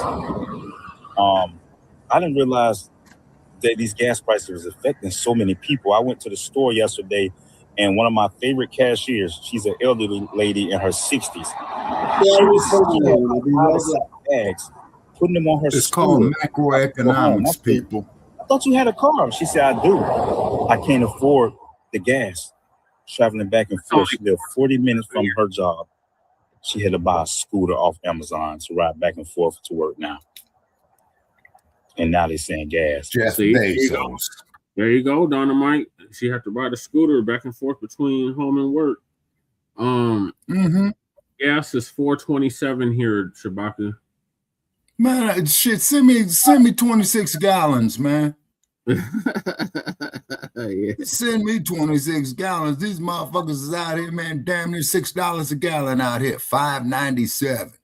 Lady Chase said first you wanted water and now you want gas. Hell yeah. I'm out in the middle of the damn desert. I can't sell no ship on dry land. Well, tell that to your team. Man, I told them to leave town or change their fucking name, man. Them motherfuckers is not fulfilling the image of being pirates. What image is that? They call themselves pirates. That means you're supposed to be going in there winning every fucking game. You motherfuckers might as well go put some goddamn skirts on and shove ketchup up your ass and menstruate. Disgusting. What happened to the silver and black attack? Yeah, damn good question. You know, and Goddess Navi says she's paying over $7 a gallon. Jesus. Damn, Goddess. Yeah, that's job. Right. You must got a car with good mileage. There's no way in hell I'll be paying $7 for no gas. And then Goddess is saying they ought to be growing their own hair in healthy fashion and not being robbed wearing that that hair full of negative, deadly shit. You know what I'm saying? That's the hair of dead folks, from what I understand. Yeah. Yeah. Okay. And here in the chat room, okay, Goddess is saying $7 a gallon. That's pure madness. Okay. Yeah, it is. And it is. That's pure madness. That is pure madness. I fill that goddamn car up, man, with $75 to the brim, okay? And I still got a little bit more than half a tank. Yeah, we lost Dynamite. Hopefully he comes back. But in the meantime, I'm going to let the play. Right. Gonna reach $5 or more. They asked Trump Tuesday, what did he think about, the rising gas prices and food prices and stuff like that? He said, I don't think about Americans' financial situations. He said, I don't think about nobody. Mm-hmm. He said, all I think about is one thing, and that's Iran not having a nuclear weapon. That's Lady Chase said. That's it. If you didn't know, that's grounds now for you know. impeachment in a And perfect knowing world. is half the battle. Yeah. Love y'all. Be safe out there. Big Duke out. You already know. Thank me later. When I left work, my gas tank said it was 34 miles to empty. I just got home and it says 5 miles to empty. If that was accurate, my commute home would have been 29 miles. My commute home isn't 29 miles. My commute home is 19 miles. Where did the extra 10 miles disappear to? Why did my tank say that I was at 34 and now I'm at 5 miles to empty? Unfortunately, there is the answer. It's because Big Daddy is now allowed to give us a much lower quality gas. Typically, this is done like during World War II when gas rationing is necessary. You are now being sold a lower quality fuel, and this will make your miles per gallon fewer, and you will be hitting empty faster. Even though it might seem like prices are stabilizing or are close to stabilizing, it really means you're going to be filling up more. I would be shocked if we're not going to start seeing more people with cars on the side of the road who've run out of gas because of what just happened to me. Being really positive I could make it home because I have an 18-mile commute home and my tank said I had 34 miles. And then I get home and now it says I have 5 miles. That doesn't, it literally does not add up unless we're being sold a lower performing fuel. $90. Okay, not only that, $90 plus to fill up going my up hills. 2016 Acura MDX. Oh, $90, $89 and something cents. Wow. You will not catch me outside this summer. You will catch me in the house. They got pimped for voting for $5 a his gallon. bitch ass. Yeah. And I had 20 cents off of my King Super gallons. You know what? You will catch me in the house. You will not catch me outside. Super, she's in your neck of the $90 to fill up my. It was literally $40. And it's a lower quality of gas depending on what kind of car she got. $90. I'm not going anywhere. How pissed off you are about these gas prices going up? Don't make fucking sense. Was a fucking 429 was a fucking regular gas. Had water. Oh, nigga, you doing good. Y'all see what the fuck I paid for that shit. What was it last time? You doing real good. 389 or something. And what is it now? 420 fucking 9. Don't make fucking sense. In 2 fucking weeks, motherfucking gas done went up 30 cents. Yeah. Fucking sense. You doing good. What are you doing? You got to get all of it. And do not damn it, making you pay for it. Get it all in the hole. Don't leave nobody nothing. Do you want me to help you? Get the fuck off of me. I'm just helping you, man. I don't need your fucking help. Just let me pump the fucking gas. Motherfucker, be $100 for gas. The gas prices are completely insane. Make it almost out of control to drive. Drivers aren't expecting any Memorial Day sales at the pump this weekend. Just outside Atlanta, Georgia, for his pickup truck, Dylan McWilliams relies on diesel. It definitely hurts a lot right now. It's not pretty. It's probably $140 to fill my tank right now. Before that, it was $80 to $90. Gas and diesel prices shot up after the war with Iran began earlier this year. Now, the average cost to fill up on regular is more than 50% higher than it was in late February.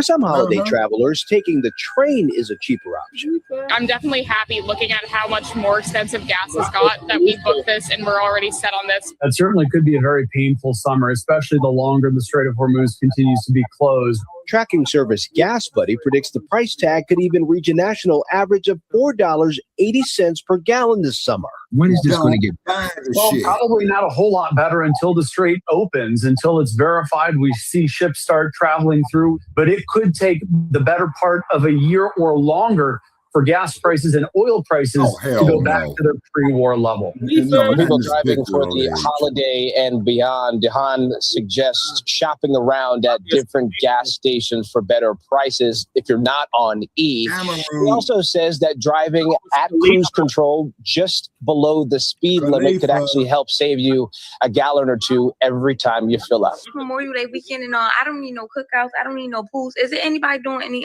gas giveaways at the gas stations, wherever the gas giveaways is? Motherfuckers ain't giving away no damn gas, sister. Get real.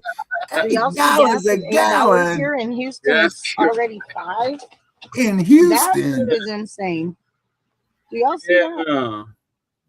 $7 fucking in California. The good news, it's a holiday weekend. The bad news, the gas prices that we're seeing across the country at some of the highest levels that we have seen in years. This morning's national average topping $4.55 per gallon. That's a very high price compared to, let's say, a few years ago. But remember, that's just the average. In many states across the country, the price is even higher. Although, of course, there are other states, Texas, Louisiana, where generally speaking, the prices are lower. But all this is not stopping tens of millions of Americans from traveling this weekend. Take a look at this live picture from our New York station WABC showing cars packing the roads. As for the best times to hit the roads, according to experts at INRIX, for today specifically, they say to try and get out there before 11 a.m. Traffic tends to build from then all the way through 8 p.m. And when you're heading back home later this weekend, we're told Sunday is going to be a lot better than Monday. Just something to keep in mind there. And of course, it's also a very big weekend for people who are flying. Some 4 million flyers expected to hit the skies this weekend. Unfortunately, some of them are going to be stranded after that sinkhole at LaGuardia Airport. One of the runways there continues to be an issue. Officials say they don't expect it to get fully fixed until Saturday. Please look at this, okay? Just take a look. This is like, I don't even understand. Okay, now, flip. How many of you I don't know why it's in Nabiscos out Spanish, here but are dumb that supporters? is ridiculous. Like, are you serious? Like, what? $100 to fill up my tank? Like, oh my God. All right, Trumpers, come and get me. Hey, I'm here getting gas. Look at this mess right here. $60. Got me 15 gallons in my new truck. Now, yes, that filled it up because I wasn't all the way out. But here's the deal, okay? Let me explain this to you. Donald Trump is more worried about everything he's got going on with the IRS in Washington instead of getting our gas prices down. He's not messed with this war not one bit since he started dealing with his $1.8 billion slush fund from the IRS so he can help out all of his cronies that are criminals from January 6th. And here we got gas prices soaring. Gas at the Murphy's. If anybody knows what Murphy's is, it's a part of Walmart. $4 a gallon here. Kroger right up the street is $4.09, okay? But nobody's dealing with the gas prices in America, and the gas prices and the diesel prices is what's making stuff expensive at the stores, and it's hurting us Americans. Why Donald Trump gets richer. He continues to put more money in his pocket and his family. Now he gets to avoid people of the IRS looking into him. All while the American people are struggling. Make this make sense. Tell me why you voted for him. Tell me if this is even what you voted for. No, motherfucker, you tell me why your ass voted for him, man. You sound like American sad ass, man. Fuck you. And this is peanuts. And I appreciate everybody putting up with it for a little while. It won't be much longer. Man, your ass belongs in fucking jail, Trick. There is so much oil out there. One of the things that is happening is these big ships are coming up to Texas, Louisiana, and Alaska, and they're loading up. And this motherfucker putting on a damn UFC What I think about is you can't let Iran have a nuclear weapon, and they won't have a nuclear weapon, and they fully understand it. I understand perfectly. You're a crook. You're a goddamn multiple convicted felon. First of all, and you paying deserve more to go right for straight gas to and fucking groceries jail. and energy. Fuck him and jailbird. Iran from getting a nuclear weapon is unjustified. And the Strait of Hormuz not being open, y'all, it may take all the way up until 2028 if they decide to open and keep it open. it may take all the way up to 2028. Oh, hell But no. if it's this on again, off again, opening and closing, then there is literally no end in sight. And Trump, who claimed to be the great negotiator, we see where that's gotten us.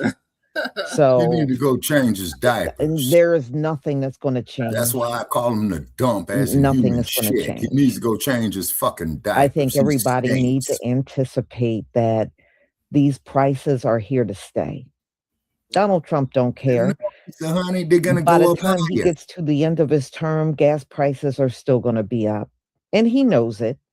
You know, all he's doing is trying to act like, oh well, you know, we got to stop them from getting a nuclear weapon, and you know that's what this is all about. Well, that's stupid to the average American that's struggling. People are already struggling before all of the war and everything happened. Folks were struggling then.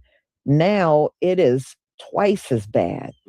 And I know it's bad because, like I told y'all before, there's a church nearby that give out food every Wednesday. And I'm telling you, that line doubles and triples They got them here in every Vegas. single week.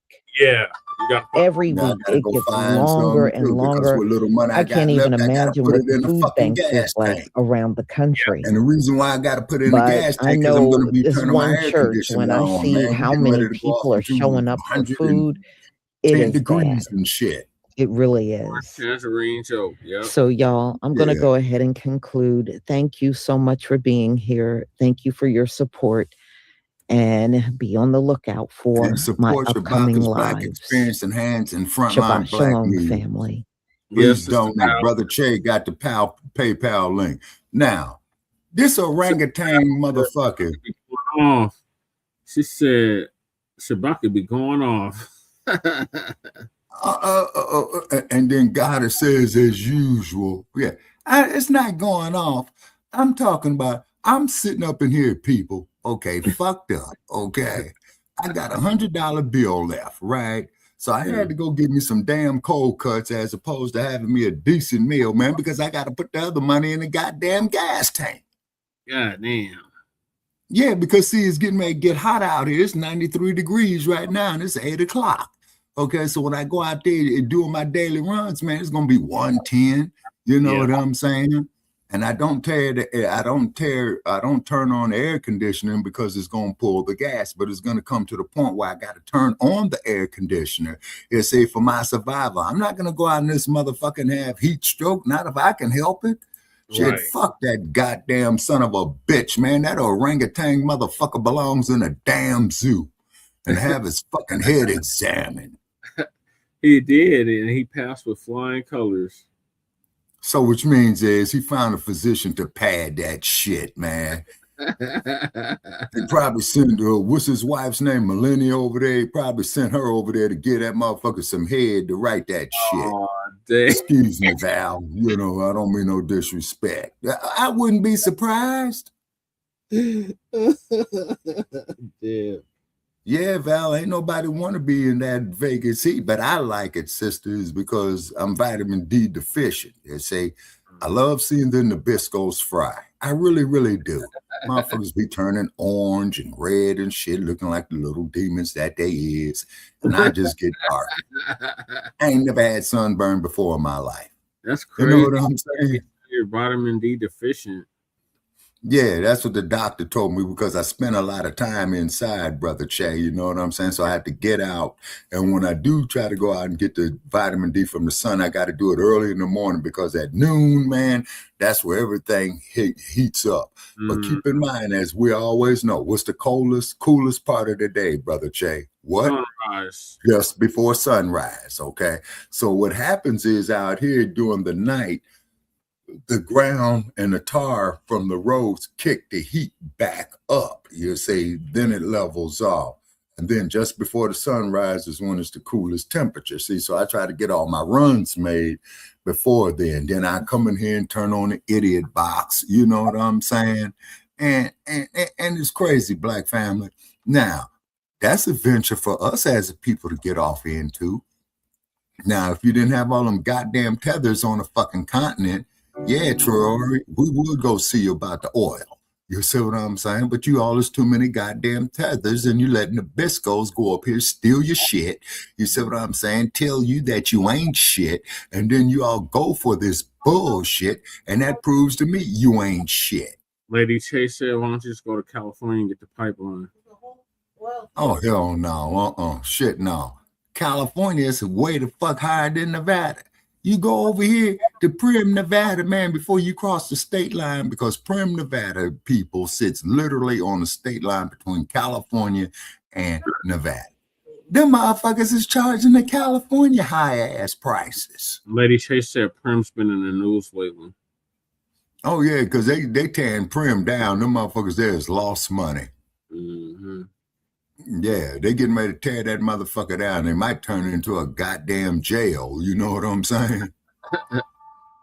I would not be surprised. You know what I mean? And then on top of that, I'm looking at sunscreen at home, twin. Yeah. I don't need no sunscreen. I was born with my tan, twin. No, he's talking about the Nabiscos. Oh, yeah. And Goddard says, me too makes no sense to be vitamin D deficient. Can't, but in that heat, it's June. Yeah. So what I do, Val, is that tomorrow I'm going to go out there and go park my car by the Vegas sign and take my little chair out there and just sit out there and watch the sunrise from the east, you know. Then when it gets too hot, then, you know, I'm going to come back in. Who knows? I might try to do a clip, Brother Che, from there, but I got to figure out a way how to get the clip to you in the email. Yeah. So did your question get answered, Shabaka? Did your question get answered? About what? Which question? Off about the high cost of gas. Who's concerned about it? I is. Who was pissed off?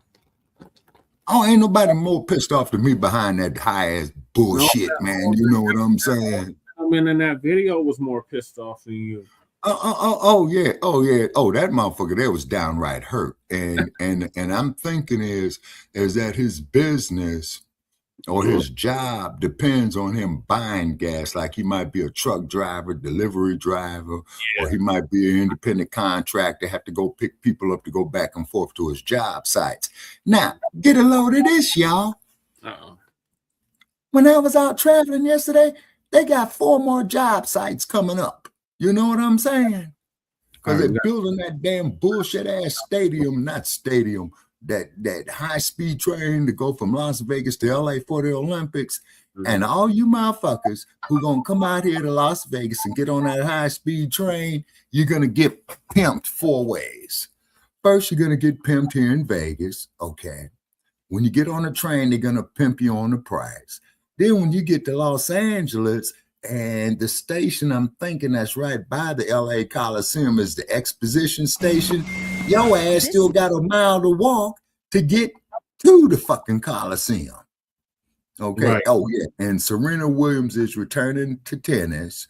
Now, in tennis, regardless of how I feel about her personal life, she is one of the greats. You see, so is she coming out doing a farewell? Yeah, is she doing a farewell tour, or is the Nabisco that she's with giving her bad business? Is he stealing her money? The woman is 47 years old. Okay, but however, if she goes out there, get her some more titles at that age, I hope she breaks some records. You know, after all, she did come up in Compton, California, and if you want to see her story, definitely look at the film with Will Smith called King Richard. King Richard, yeah. Yeah, they say. And I remember going through Compton there a couple of years ago, and I passed this alleyway right across the street from this other place. I says, where have I seen this damn place at before? And then I remember I saw the movie, and that there is where the guys he was getting ready to go deal with, who was giving his daughters a bad time. You know, he was getting ready to go handle some business, but the motherfuckers who he was going after had got dumped on in a drive-by. Yep, it was the Bloods that had jumped him, and then right, and shot him. Yeah, They say, and they fucked him up pretty bad, though. But I have to give it to King Richard. He's got his daughters. You know, he did what a daddy was supposed to do. He took care of his children, and he made them economically independent. Yeah, but why does Serena want to go up there and part her legs for a Nabisco? Because I don't know, Shabaka. You have to ask her. She was with Drake though, but he's a damn tether. Oh yeah. I stand corrected, brother Che. You're right. Yeah, he is a damn tether. I mean, black women, when you go out here and make this money, and you want to go part the Red Sea for them Nabiscos, you need to read up on Dorothy Dandridge of what happened to her. Yeah, in Port Charlotte. Hey, Michael. Yeah. Michael's in the building. All right, let me play the clip, Shabaka. Salute, Michael. Morning, the queen of tennis is back. Serena Williams answering the call to once again return to the court. I gotta change my number. In a stunning announcement Monday, Williams confirming she'll be competing in doubles matches at the Queen's Club in London next week, calling it the perfect place to begin this next chapter. Her partner, she's got to get back in shape. Victoria Mboko of Canada. She's an amazing player, full of power. Last week, the rising star addressing rumors of playing with her idol. I really look up to her. The fact that she even knows me is it's very exciting. The 44-year-old stepping away from the sport in 2022 after an emotional loss at the U.S. Open. It's been a fun ride. At the time, trading the word retired for evolution. There's nothing about me not loving my job. It's very emotional to evolve into something new. The mom of two later telling Vogue she was shifting her focus to her family, though she's never strayed away from the public eye. From a Super Bowl appearance. GLP-1s helped me lose 31 pounds. To promoting her health journey through weight loss drugs as a paid spokesperson. Get in the sauna, Serena. Her departure Yo, remained a get in tough touch with pill to me swallow out for here. I Canada. have some road work for your ass going up that hill in that heat. You'll burn that weight. Singles titles, including 23 Grand Slams. But expectations rose again last December. Lose the weed, honey. Bring back those braids. The mass Lose the speculation weed. prompting Williams Please to bring respond back on those X. braids. I'm not coming back. This wildfire is crazy. A month later, Savannah asking the tennis legend about a potential comeback. Okay, but you did re-enter. Did So I you're saying re-enter? I there's don't know a if I was chance. out. Listen, I can't discuss this. Fans and Now, what sports happened to stars her sister celebrating Venus? Williams' return. From tennis star Coco Gauff to fellow gold medal Olympians Lindsey She Vonn and retired. Allison Felix. Yeah. As anticipation builds for the greatest of all time's bounce back in London, tennis fans eagerly hope for another potential Wimbledon run. It's a stone's throw away from Wimbledon. If that's what Serena wants to do, there's no better place to play than at Queens. Wow. I mean, people are so excited about this. So how is she looking? Do we have any, Now, any, I tell what you, do they a call place it? would have been good. Scouting report? Yeah. Okay, so one of her Okay, Val, longtime former coaches what's says doubles is GLP doable for her. -1? Even after this 4-year hiatus, Please she tell can me still what hit the that ball. is. Hit But me he in a also private notes chat father with that, time is Val. undefeated. You have to consider the wear and tear, the stress of competition on the body, and the recovery required. So this Queen's Club event is next week. That's 3 weeks before Wimbledon. Does she have the right support system around her to be able to bounce back? This is that first test. It's not a no on Wimbledon, but she's not giving anything away. It looked like they both came out of retirement, Shabaka. Thinking that if it goes well during the doubles match, that maybe she'll use that to gauge. You would have to think. But she also chose one fantastic doubles partner in Victoria Mboko. She says that Serena was an idol of hers growing up. She's modeled her game after Serena with power and aggressiveness. She is going to be working to cover half the court and then some Yeah, to for support sure. Serena in this effort. Cool. Kaylee, thank you. Hey, thanks for watching. And don't forget, you can catch the Today Show every morning on NBC or take Today when you're on the go. Just follow the Today podcast on Apple Podcasts, Spotify, or wherever you listen. That's Al Roker, everyone. Tennis great Serena Williams is Black getting views back and into the discussions game. on Yes, Facebook, please. Brother We like Jay. that. So 4 years hopefully ago, that she they're left the bringing sport that some she numbers. dominated for more than 2 decades. Now the 23-time Grand Slam winner, 23 times, is going to London to play in a warm-up tournament for Wimbledon later this month.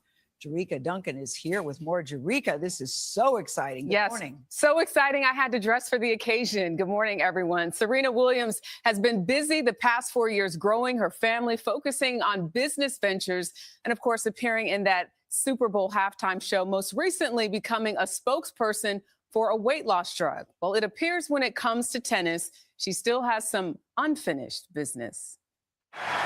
Serena will take one final bow. It turns out Serena Williams never fully retired from competitive tennis. She was just in between sets. Monday, the 23-time Grand Slam winner dropped a video for her 17.8 million No, Instagram swimming is followers, good for you. confirming her highly anticipated return. And remember the 2016 Olympics where they had a lot of the sisters winning the gold medals in women's in swimming. London, which begins next week. Williams hasn't competed since losing in the third round of the 2022 U.S. Open. I'm just Wait so a grateful minute, to every single person Oh, the who's goddess, ever wait a said minute. yo Serena in their life. Venus I'm got just so married in her grateful mid-40s to a Nabisco as a virgin. Oh, hell no. At the time, she told Vogue magazine she was, quote, evolving away from tennis, in part to focus on growing her family. A few months later, Gayle King caught up with Williams and her husband, Alexis Ohanian, and asked about a possible comeback. Damn. Is the door open just a sliver? It's hard to say. I would say no. For now, no. Well, one thing I think about I've Muhammad literally given my Ali, he was whole life to always with a tennis, and sister. It's time for me to give my life to something else. Whether or not Williams will use the upcoming tournament as a warm-up to Wimbledon, which she's won 7 times, remains to be seen. Serena Williams walking onto the grass at Wimbledon Good without a racket, question, rake, and Michael. waving would attract attention. So her coming back to actually play, I don't think there's any question that because of her stature and the stage in life she's at right now as an athlete, that there'll be huge interest in what she does on the court. Now, this comeback may not come as a total shock for fans who have really been watching. About 2 weeks ago, Williams' younger daughter appeared in this video where Williams wrote, "Rumor has it, I got a new trainer."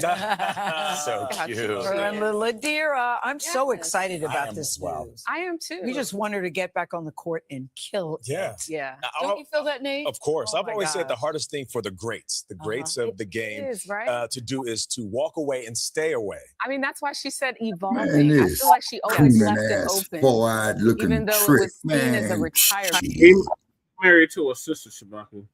I'll give him. And even when she said I'd have to say, I mean, do we have brother Akeem with us?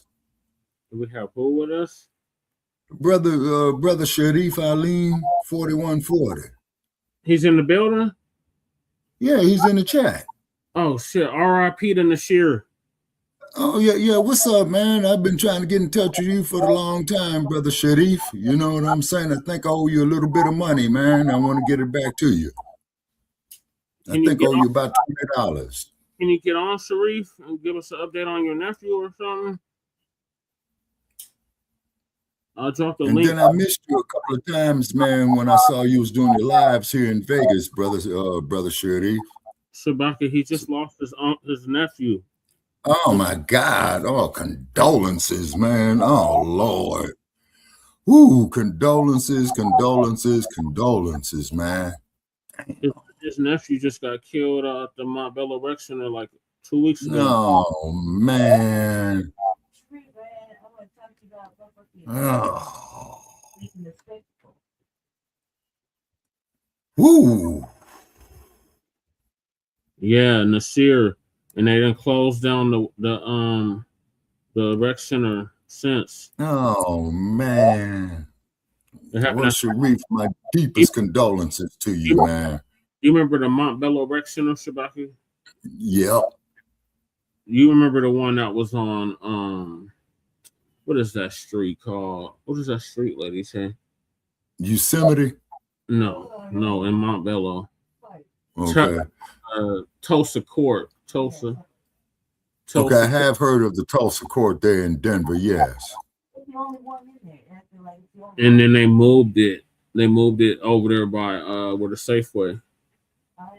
Okay. Over there off of 14th and Cremaria? No, in Montbello. Okay. Now Michael says something here interesting. I'm sure that it's going to be frustrating for Serena to persuade her husband to use his wife's privilege to fight for lineage-based cash payment reparations for American freedom. That's what I thought too, Navi, but no, they're both back in the game. Okay, so what that's telling me is that they're using some financial shit that needs to make a comeback. Or she could have just got bored and missed the game, because that's one thing about these athletes when they do it for all their lives, you know what I'm saying? They get kind of bored, you know, when their lifestyles changes, the training, you're not doing as much, the diet, the meeting and greeting, you know what I'm saying? And that's a damn good question right there, Michael. Shabaka, let's hear from Lady Che. You're welcome, Sharif. Yeah, of course, Sharif. Condolences. I still got your number, brother, and I'm going to give you a call. I'm still at the same number, man. I'm going to give you a call in a day or two. Shabaka, let Lady Che finish. Go ahead, Lady Che. Sharif, don't let Medea in that fucking Tay Anderson drag the family and make them, capitalize on the plight of what you're going through, because that's what they do. They're performative, and that's what they've been doing. When they are performative to make your situation, the family situation, into something they're championing, knowing good and goddamn well that they weren't doing that before. No, they weren't. And they've been doing that shit. Sharif already knows. Sharif ain't new to this. He true to this. Hold on, cuz on top. Okay, go ahead, They're doing Lady. that in Aurora, and they come over there and do performative politics, basically dragging a whole family for like a whole year and a half, with no results and with no end in sight. You know what I mean? It's just constant, and so they look like the heroes, but it's all politically performative Theater. for them. You know what I mean? And I mean they're doing the most, so don't let them. Yeah, they showed up at Denver City Council. Don't let them do that to the family, because that's what they do, and that's like capitalizing on Black pain. Mm-hmm. And that's where they're like ambulance chasers. Yep, that's exactly what they are. So don't let them do that. Make sure you stop that, like what it is. Because they came over to Denver City Council, trying to shame the city council lady or whatever, and the maintenance. And Yeah, we heard about it, Nami. the shit is crucial because they've been over there with the other family, the Lewis family. Which I know the people's, the father and stuff real well. Yeah, I know the Like, son. they've been doing that shit for over 2 years now, to where you can't even go into city council to make a real complaint or not, because they got it all with performative shit and dragging a family, a whole family. It's like drag their Kool-Aid and shit. It is a tragedy. That's what they would call a systemic block, ladies. Stop doing that shit. And, you know what I mean? That's not a rip. Like it's not. The family ain't getting nowhere with it. That the Aurora ain't gonna do shit. They said that from jump. They continue to act a fool in the city council meetings and everything like that. We know people is kind of like in that family. However, it's performative, cuz, and don't let them do that. Don't let them do that. You got control of the situation. You can always stop that ahead of time before it even makes a camera appearance. Right. Because they're all about the look of it all, the optics of when they get in camera and act pro-Black and this and that, when knowing good and goddamn well they're not on that same level all the time. They're really wishy-washy with the shit. So just saying that. I'm just saying because we see it, and nobody gonna be honest about it and tell the truth except real ones. They're on that. So we already know what's up. Capitalized shit. They doing it. They taking advantage of an ugly situation, highlighting it and making it like something that they can speak on when they know good and goddamn well they weren't invited. Right. They don't even live in Montbello. You know what I mean? They don't even live in Denver. Like, what the hell? And Sharif is already up on game. He's been an activist longer than I've been living, or just about as long as I've been living. He just said thank you. That's the only thing he said was thank you. Okay. So we appreciate you tapping in, Brother Reef. Condolences to you and your family. I'm trying to lay down the sports fish. Jesse won't go with me. Oh, God. That's true. No, I've been trying to go. We're supposed to go on my birthday. On my birthday. Anyway, so yeah, just got broadcast. I seen Truth earlier. He stayed by me. All right, I'm gonna let the video continue. No, for now. Right. And she's such a phenomenal athlete. Yeah. That's the thing. Best to ever Even, she's a little bit older, but she is still magic on the court. And don't count her out. And you look at other athletes like Tom Brady and LeBron doing it at 39, 40. That's right. We get better over 40, Come on, right? Serena. Right, all right. That's right. Yes, we do, Jerika. Yep. I co-sign. All right, Jerika, thank you so much.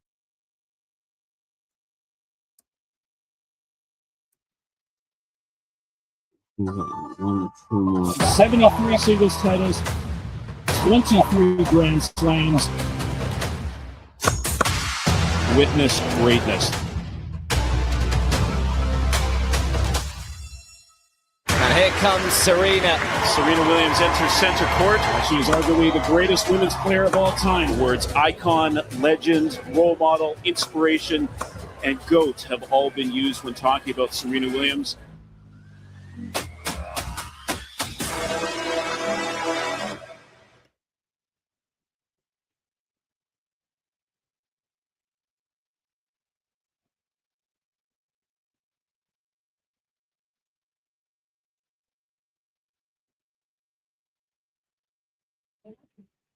It's low on the next clip. Oh, okay. I guess that was it for Serena. Shabaka. What do you think about her going back into playing tennis? Yeah. Yeah, Brother Che. Yeah, I'm back here, man. I'm up here, washing these dishes. I'm multitasking. Yeah, sorry about that. But they can't take nothing away from Serena's greatness. You know what I'm saying? But it's kind of like that I'm saying now, Goddess Navi, I don't know what your age group is this. Okay. Navi. Shalom, family. Good to see you. Younger than Lady Che. Okay. See, what's happening is, for some odd reason, this bedwetching syndrome has become an accepted practice of the American social order. Now, the reason why they do this is because this is why they want the black male in jail, effeminized, killing each other. Because they know better than we do. If we got our shit together financially, economically, politically, and what have you, man, we'd be running this motherfucker. And Brother Che, your generation could do it, man, within 10 years. Yep. You right, Shabaka? No, serious. Maybe less than that. Okay, Lady Che, what are your thoughts on Serena's comeback? I mean, so, it was kind of big. She come back to play professionally. I mean, tennis is Yes. tennis player. Yes, so she's coming back to play they've professionally. been playing tennis since they were small. I'm sure her body wants to play tennis. It's great exercise. Mm-hmm. But she lost a little bit of weight on that fucking Pregnancy. that shit. But I think that she's probably bored, and she's probably seen younger black tennis players, and probably feeling like there wasn't that many black people playing tennis before. Mm-hmm. So she probably misses the community. You know what I mean? Yeah. And it's great exercise. Body's probably wanting to just play some tennis. Mm-hmm. And she figures I can't play it. I can play recreationally. I'm just gonna go back and get it in it, because she's a star. You know what I mean? That's what said it. Right. And she's young enough to where she probably figures probably in great shape. Her knees don't hurt. You know what I mean? Yeah. Elbows don't hurt.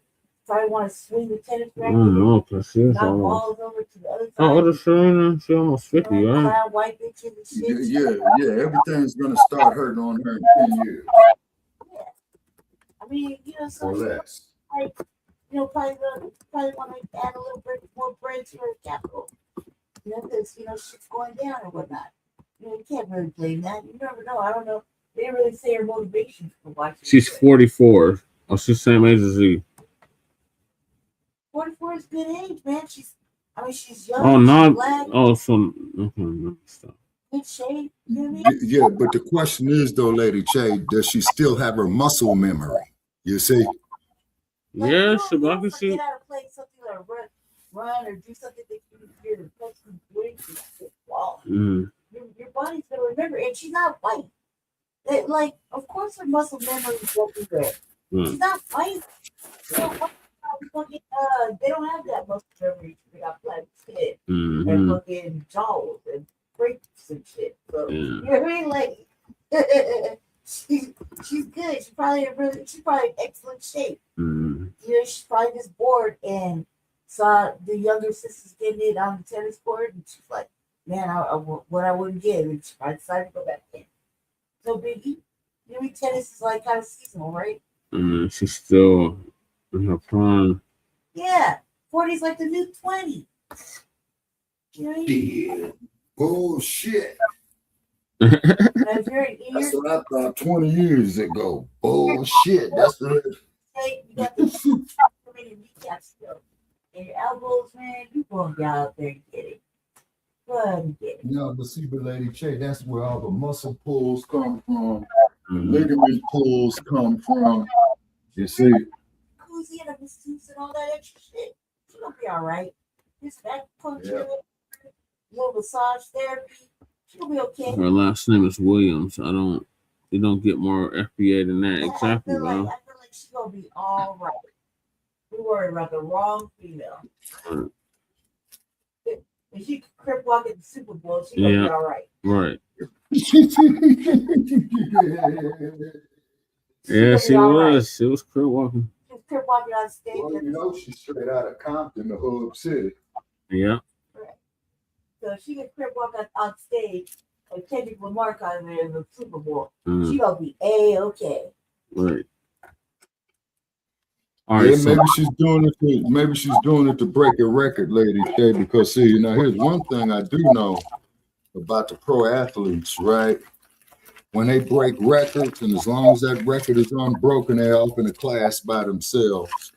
Because there was a dude in the 68 Olympics who set the record for the long jump by the name of Bob Beamon. Yeah. It was the 92 Olympics, where there was a young man who was closing in on his record. So Bob Beamon came up on a commercial and he says, oh yeah, that guy that's trying to break my record, I hope you do it. Yeah. She's young and she's vibrant and she's good at her craft. Let her go ahead and turn it up a little bit. You know what I mean? I mean, what's the worst thing that could happen? You know? Well, let's not think about the worst thing that could happen. Let's just go out there and add her capital, you know, keep her name. Everybody always want to go out on the top anyway, you know what I mean? She go out and make a little comeback herself and then retire in a year or two. You know what I mean? I think it'd be a good thing. I think she'd be bored. It sounds like boredom. But she has everything she could possibly have, you know, family, you know, loot, fucking fame, you know what I mean? A good talented career. She, you know, she's still, you know, making little moves. Well, Lady Che, you got a point. Maybe she's trying to secure generational wealth.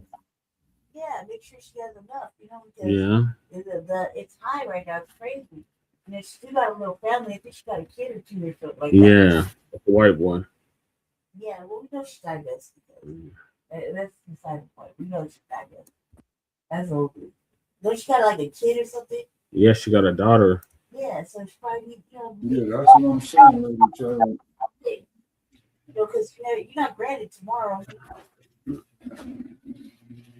That's okay. It's still that's good planning, future planning. Yeah. You know what I mean? The generational wealth. We're going to say she's bored and she just wanted to get back in the game. And she could be bored too. And see, that happens too, Lady Che. All right, close it up. Train all your life, and then all of a sudden you're not doing it no more. Shabaka. Yeah. Did you finish your thoughts on Serena? Yes, I did. Okay. Okay, so moving along, we got the rocket explosion, Jeff Bezos. Oh, that's great news. And I'm going to say it here on the air, just like I said on my Facebook page.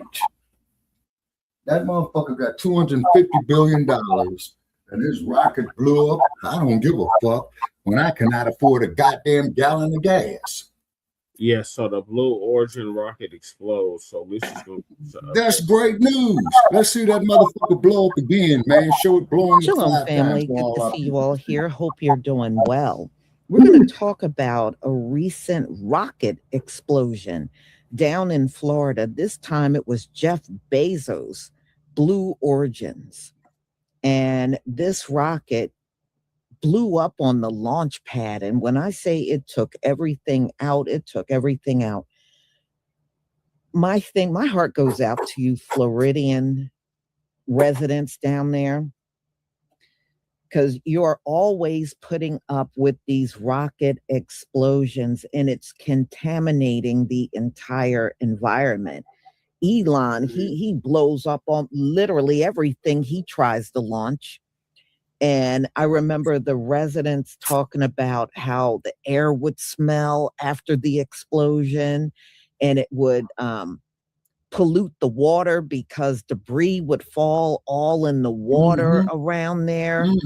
And it falls all over the land. People were talking about finding debris in their yard. So it's contaminating everything. And you may not feel it now, but it's got to be taking toll on people's health that lives close in that area where all those explosions are happening. Elon, I remember he blew up one almost every few weeks down there in Florida. He was blowing up a rocket.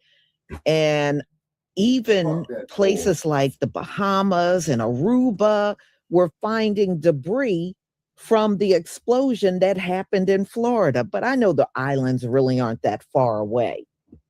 But it just goes to show you how far the debris travels. So it's going into the Atlantic Ocean and everything.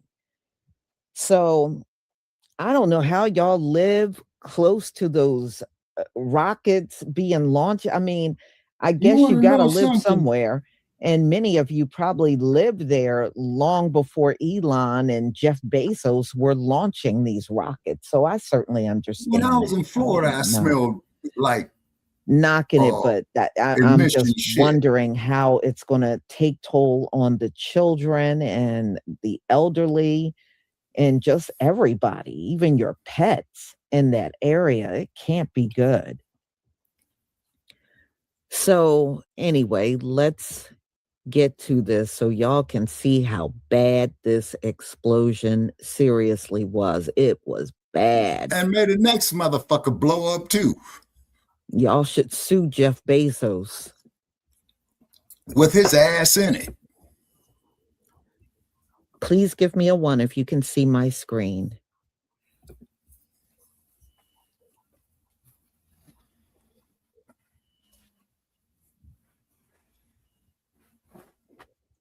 Thank you. I believe this happened on the 28th. I believe it was just, it really was not that long ago. Thank you, y'all.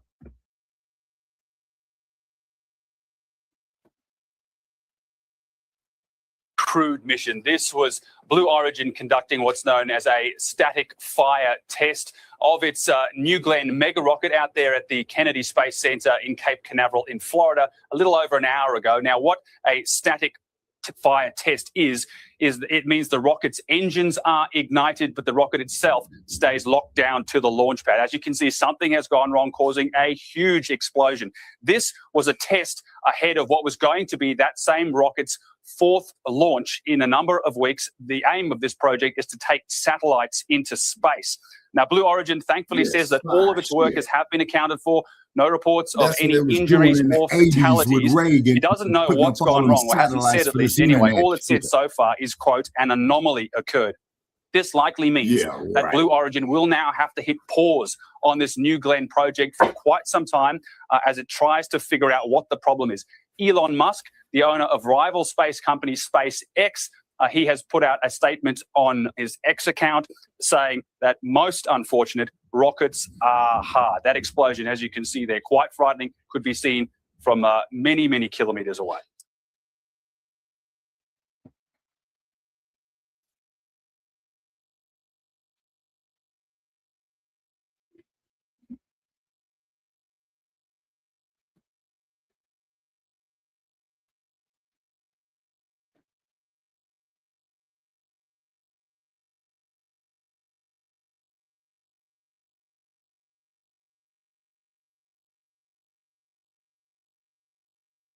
Okay.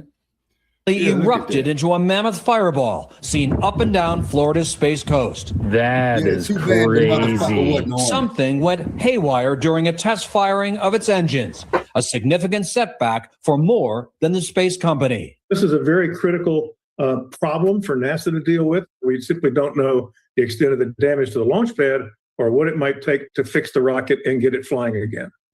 Daylight showed the heavily damaged launch pad, New Glenn's only launch pad, including twisted metal and a collapsed lightning tower. Repairs could take months. What's unclear, the setback's impact on NASA's Artemis program to return to the moon, ahead of the Chinese.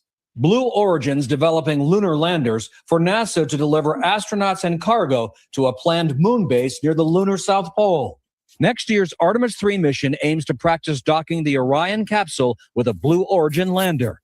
And all the landers need the New Glenn rocket to get to space. A setback like this obviously is going to push those plans back a bit. Blue Origin founder Jeff Bezos posted about the explosion. It's too early to know the root cause. Very rough day, but we'll rebuild whatever needs rebuilding and get back to flying. NASA Administrator Jared Isaacman said the agency will assess near-term mission impacts. Tony, NASA has also hired SpaceX to help get America back to the moon, but its lunar lander is behind schedule, and after the most recent flight of its Starship rocket had problems, it's also grounded. Tony? Mark, thank you very much. You're watching what the world of rocketry calls an anomaly, one of the most spectacular fails any of us will ever see. That is crazy. Blue Origin's New Glenn rocket, its great deep space hope, exploded into a fireball on the launch pad during a test firing of its engines. A spectacle so mammoth, people could see it up and down Florida's Space Coast. Miraculously, no one was hurt. Whole sky lit up, and about probably 40, 50 seconds later, there was a huge boom. The rocket was scheduled to launch a cluster of satellites for Amazon's LEO internet service next week. The satellites were not on board. Blue Origin founder Jeff Bezos said, "It's too early to know the root cause, but we're already working to find it. Very rough day, but we'll rebuild whatever needs rebuilding and get back to flying." It's not just a matter of fixing the rocket. They're going to have to determine what they have to do to get the launch pad back in shape. And we don't have any idea yet of the extent of the damage. And I'm What's also unclear, the setback's impact on NASA's Artemis program to return to the moon. Blue Origin's lunar lander relies on the New Glenn rocket to get to space. It's key to NASA's ambitious moon-based plans and the Artemis 3 mission scheduled for next year. NASA Administrator Jared Isaacman said the agency will assess near-term mission impacts and get back to launching rockets.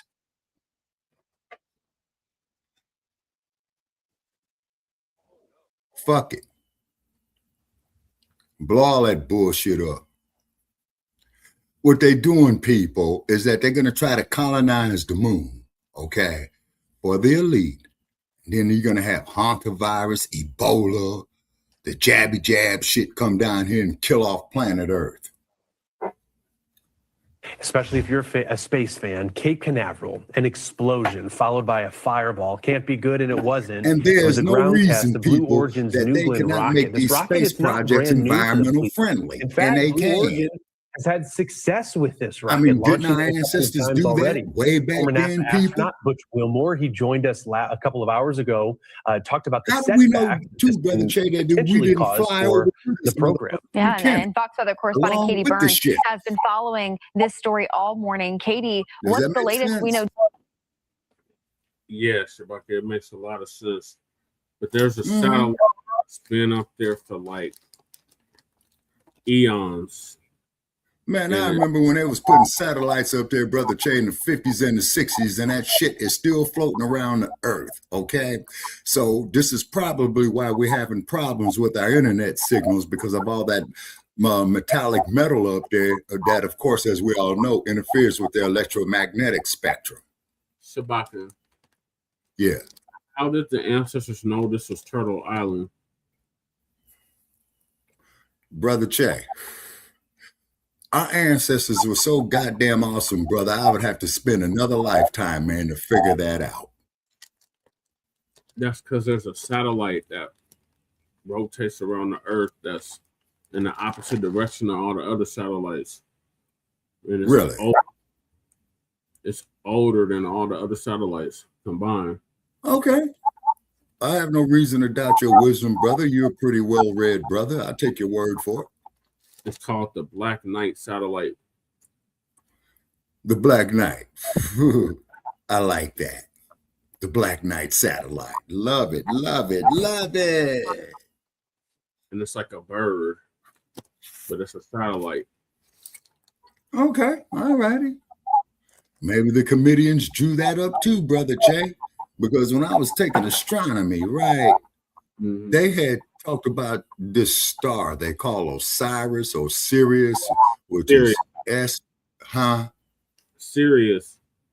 Right, Sirius, okay, and they was saying, and boy, we need our man Ashwa Kwesi, calling Dr. Kwesi, okay, get with us, because he gave some very interesting lectures on that as well, too. So it comes from a tri-star system. Okay, Captain Kirk, I take your word for it. Space, the final frontier. So it has 3 stars in the system. Okay, all righty. Sirius A, Sirius B, and Sirius C. Okay. Sirius A is the biggest and most brightest. It's the brightest star in the northern hemisphere. Okay, now I got a question. Now, from what I understand, when I was taking basic astronomy, right, Brother Che, they talk about, that each star is a sun. So if each star is a sun, or like they're saying the sun is a star, how in the entire fuck is there not gonna be any other biological life out there? Tell me that. And they can't, Shabaka. They just keep denying it.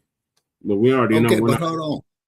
Could it be, Brother Che, that the other aliens said, yeah, we're going to go down here to Earth, look like humans and look at these stupid, crazy-ass motherfuckers right here and just said, fuck Earth?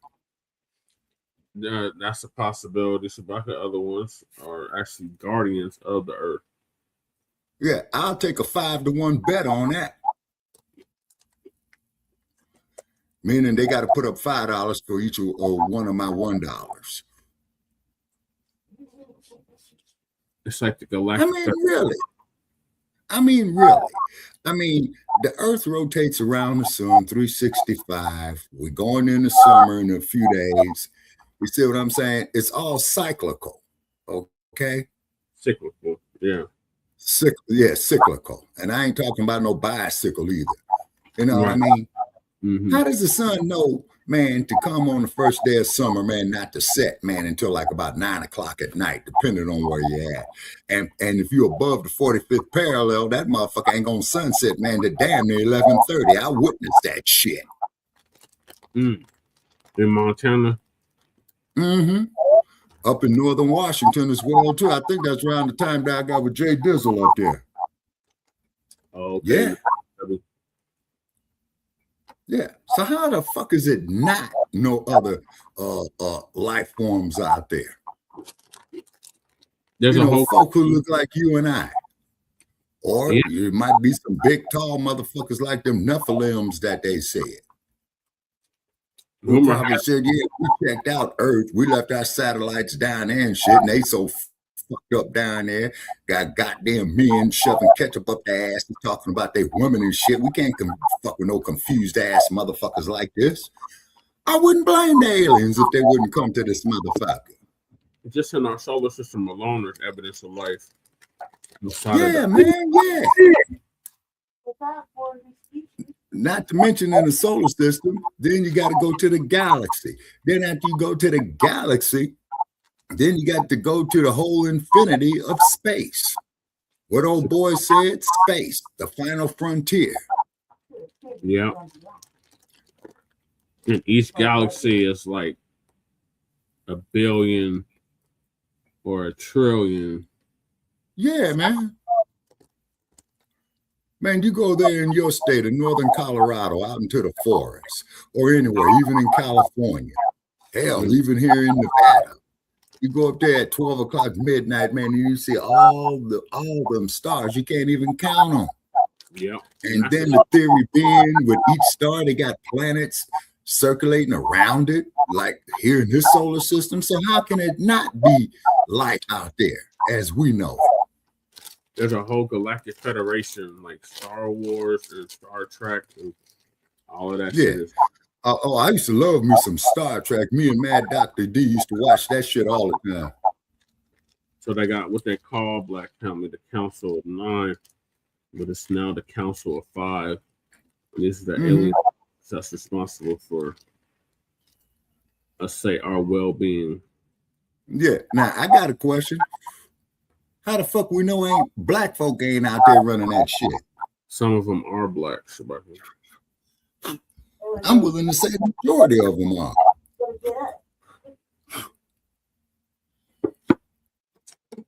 Remember, the Anunnaki is supposed to come get us. Oh, yeah. I've heard that there, too. See, man, y'all got me going back and got to start reading again, man. Then why do you think all these disclosures are coming out? Yeah. And then look at all the shit that they trying to keep hidden from us. No, they declassifying colored folk. How the fuck that we don't know? How the fuck that we don't know people on the ancient empires of Kemet that they didn't come and said, hey, check this out, man. We're gonna show you motherfuckers how to build some pyramids. Hey, we all gonna set up the University of San Cor and show you ignorant motherfuckers how to do some math. But who the fuck comes down there with they funky, stinking, nasty asses renaming all this shit? So rumor has it, Shabaka, those stinky, funky cave Neanderthals were visitors otherworldly beings, and they sought out the human race for their position in life. Oh. So you saying they bumped the aliens' heads, Brother Che? The aliens are abducting people in exchange. Well, hell, they need to go abduct all the Nabiscos. Use them motherfuckers for goddamn experiments and shit. There's like 84 different races of aliens. Damn. Any of them some brothers? Yep, some of them are black. Some of them are pale as snow. Some of them you can't see unless under proper infrared. Okay, well, I like to meet some of the alien brothers. And you know, I tell one of them brothers who's an alien, I'm gonna say, man, you damn sure out of this world. There's one that's already making his rounds. What is that fool's name? The space alien? He on YouTube. Oh, yeah. Space God. Okay, now let me ask you this. You remember the movie called The Day That the Earth Stood Still? Yep. Where the dude told them before they left, if y'all don't quit fucking up, we will come back here and destroy this motherfucker with you on it. Yep. And they made that movie, man, in 1951, I think. Yeah. That's why you'll see a whole lot of like UFOs around military installations. And I told you, man, they was having the chemtrails out there from Nellis. Yeah, I told you we got them out here too. Mm-hmm. Yeah. From Buckley. Yeah, because you all got NORAD out there where you at. Yeah, all kinds of shit. NORAD is just one of many things. Buckley Air Force Base. Yep. Cheyenne Mountain. Yep. Yep. And going through Wyoming, boy, I tell you, their gas stations is literally 150 miles apart. I sure hate to run out of gas on Highway 25 in Wyoming. Right. Yeah. All right, I'm gonna get back to there once before. Yeah, let's get back to the clip. Jeff Bezos referred to this as a very rough day. Well, guys, we know that this explosion happened on the launch pad. So we saw after the explosion, this fireball shoot up in the sky over Florida's Space Coast. Some people described hearing the shock wave that came next and then smelling sulfur in the air. And new this morning, Blue Origin officials are warning that locals could see debris from this wash ashore for the coming days, if not weeks. Oh, now, man. What is that shit doing to the marine life? There's the Don't be shockwave. surprised if Jaws decide to grow some legs and come up here and start eating. Right around 9 o'clock last night during a test at Florida's Cape Canaveral Space Force Station. The mayor of Cape Canaveral, Wes Morrison, which used to be took his Cape own Kennedy, video, sending that in and alerting the public to what was happening, though most people caught it with their own eyes. Blue Origin founder Jeff Bezos says all personnel are safe. Yeah. No one was on board. In a statement shared to X, the company said an anomaly occurred during a hot fire engine test. Bezos vowed the company would rebuild and continue flying. And we just heard a big, like, boom. Sky went orange. It was crazy, like, big explosion. The whole sky Like, the stuff whole- looked like fireballs in the sky. It was cool. What happened to Yeah, dynamite? cool for some, scary for others, depending on how close you were to that fireball. But now the big question is, what could that rebuild look like? Some experts think it could take more than a year. There's the launch pad they have to fix, and then nearby infrastructure surrounding it that may have caught fire too. You can actually see in some before and after videos that the explosion took down one of 2 lightning protection towers nearby. The last time we saw something like this was about a decade ago. The last major launch pad explosion was at this space station, that is, at the Cape Canaveral Space Force Station. It was a helium system failure that led to a SpaceX rocket explosion. And that took about 15 months to completely rebuild. So that could be an indication of what we're looking at here. But of course, this is making big news, not only because of these crazy videos that we're seeing, but also because NASA just announced a multi-million-dollar contract with Blue Origin. They're counting on them to help them with their future Artemis moon mission. So we'll have to see if this could delay some of that, guys. 2 steps forward, 1 step back. There are setbacks. Mhm. We have seen it. Rocket science is not easy. It's really tough. Actually, Elon Musk. You'll see how many major disasters these folks have. And this government is still ready to give them billion-dollar contracts to continue on. Yep. I mean, it's And you just got people amazing. dying in the streets. They can mess up anything and still get more chances and more chances and more. It's just is unbelievable. Right. I agree, Lisa. Right, saying that. Rockets are hard. Rocket. But there is so many brilliant minds coming together to work through these issues. And time is of the essence, Katie, as you know, a bit of a, I won't call it a space race, but this competition to try to get back to the moon. Mhm. And it's got all of our attentions. And we'll continue focusing on it, the successes and the anomalies or failures. Thank you, Katie. Appreciate it. All right, Shabaka. There it is again. Look at that shit, man. Look at that. Straight environmental disaster. Mm-hmm. Look at that. Straight environmental disaster. Whoa, something just And happened. you're looking at Shabaka's Black Experience Enhanced. Ladies and gentlemen, and air date of this episode is, what's our date today? I don't think that was supposed to happen. June 2nd. Okay, June 2nd, 2026. So if y'all is looking at this here in the year 2126, after we're dead and gone and shit, you see what the fuck was happening 100 years before you all was born. Yep.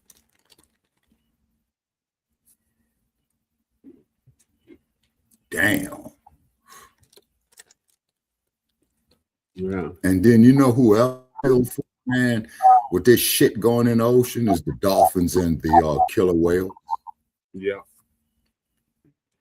Look at a movie called Star Trek 4. It'll give you a lot to think about. Yeah.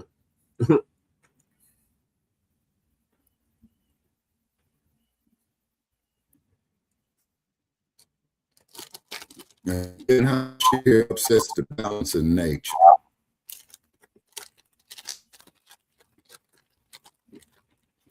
Remember the cockazoid, the troglodyte war with nature. Yeah, because he's not of nature, and he wish he was. Mm-hmm. And there's certain aliens like that too.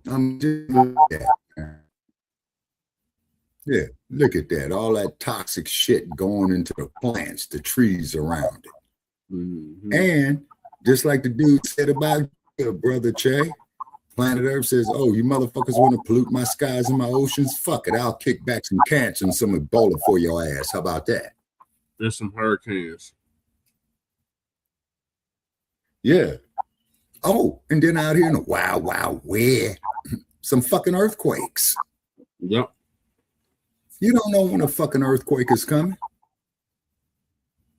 Mm. The science says it has something to do with the sun.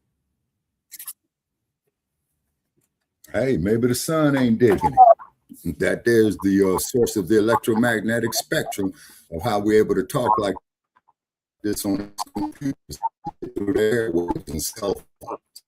You're breaking up bad, Shabaka. Say, Val Hawkins says, okay, Val Hawkins says in regard to Serena Williams, Val says her last name is Williams. You don't get no more FBA than that. Well, Williams owned a lot of slaves in this motherfucker. That's for damn sure. Okay, Savage. Yeah, that's 73. Oh, okay, 8773. Greetings to you. Greetings. Yeah. And you all are looking at Shabaka Black Experience Enhanced. You know what I'm saying? Boy. I've been eating all day. I have. And here, this episode is June 2nd, 2026. Okay. Fruits and vegetables. So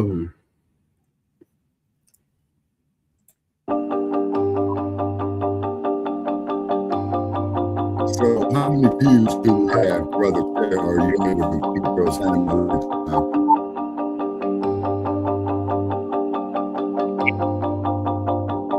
How many viewers?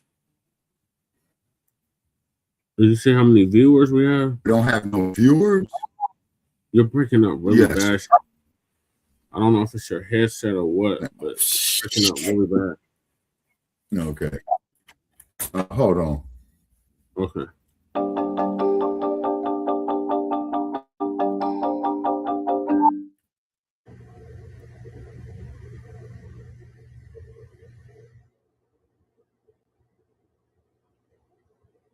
With Jeff Bezos' rocket exploding. Right now.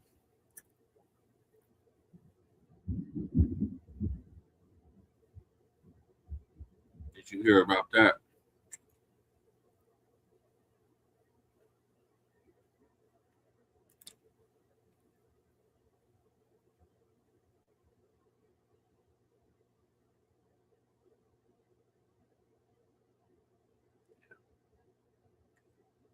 Go! Go! Whoa!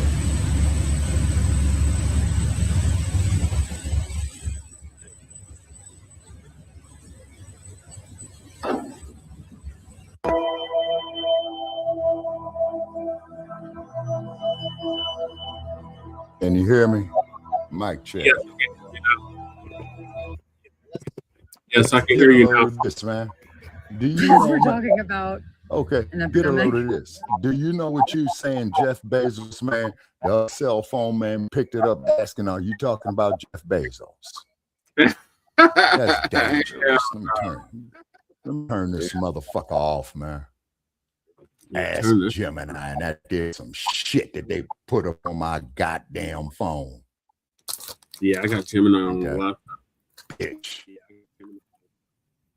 Uh-oh, it's echoing. I can hear myself again. Okay, you're getting feedback. Mic check. This motherfucker off. What I get? Yeah, you sounding good. Okay, I'm trying to turn this damn other phone off, man, and the motherfucker won't let me turn that off. Oh, man. Ooh. What? What do you mean? What happened? Where's the rock?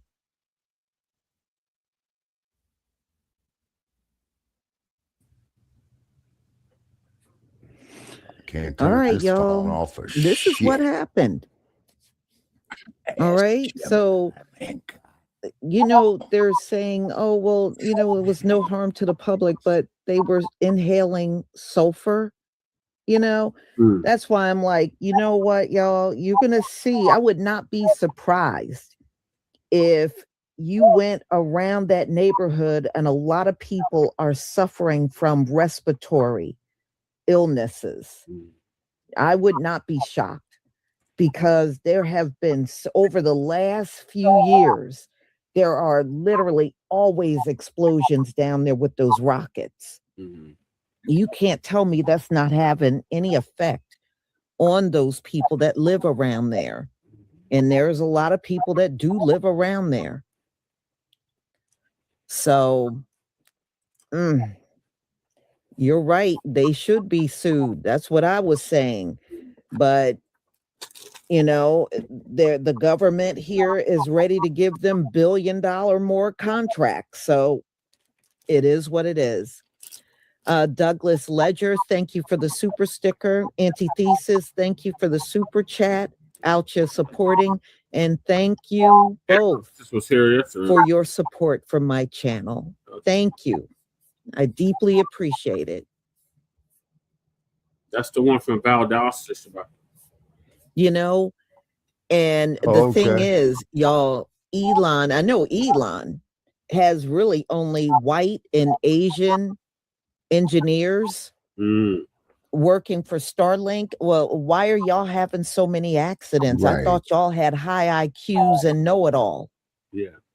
Y'all shouldn't be having any accidents. You got people that y'all claim you're the smartest and best at everything, but yet we're looking at all these explosions. I'm gonna have to look at Jeff Bezos' staff.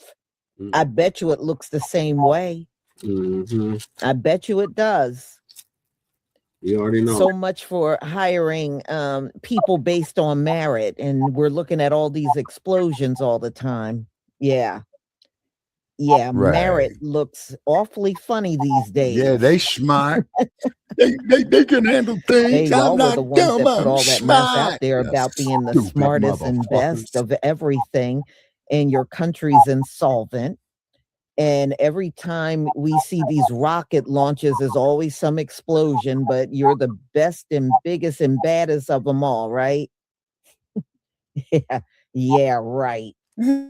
So, y'all, I'm going to go ahead and conclude.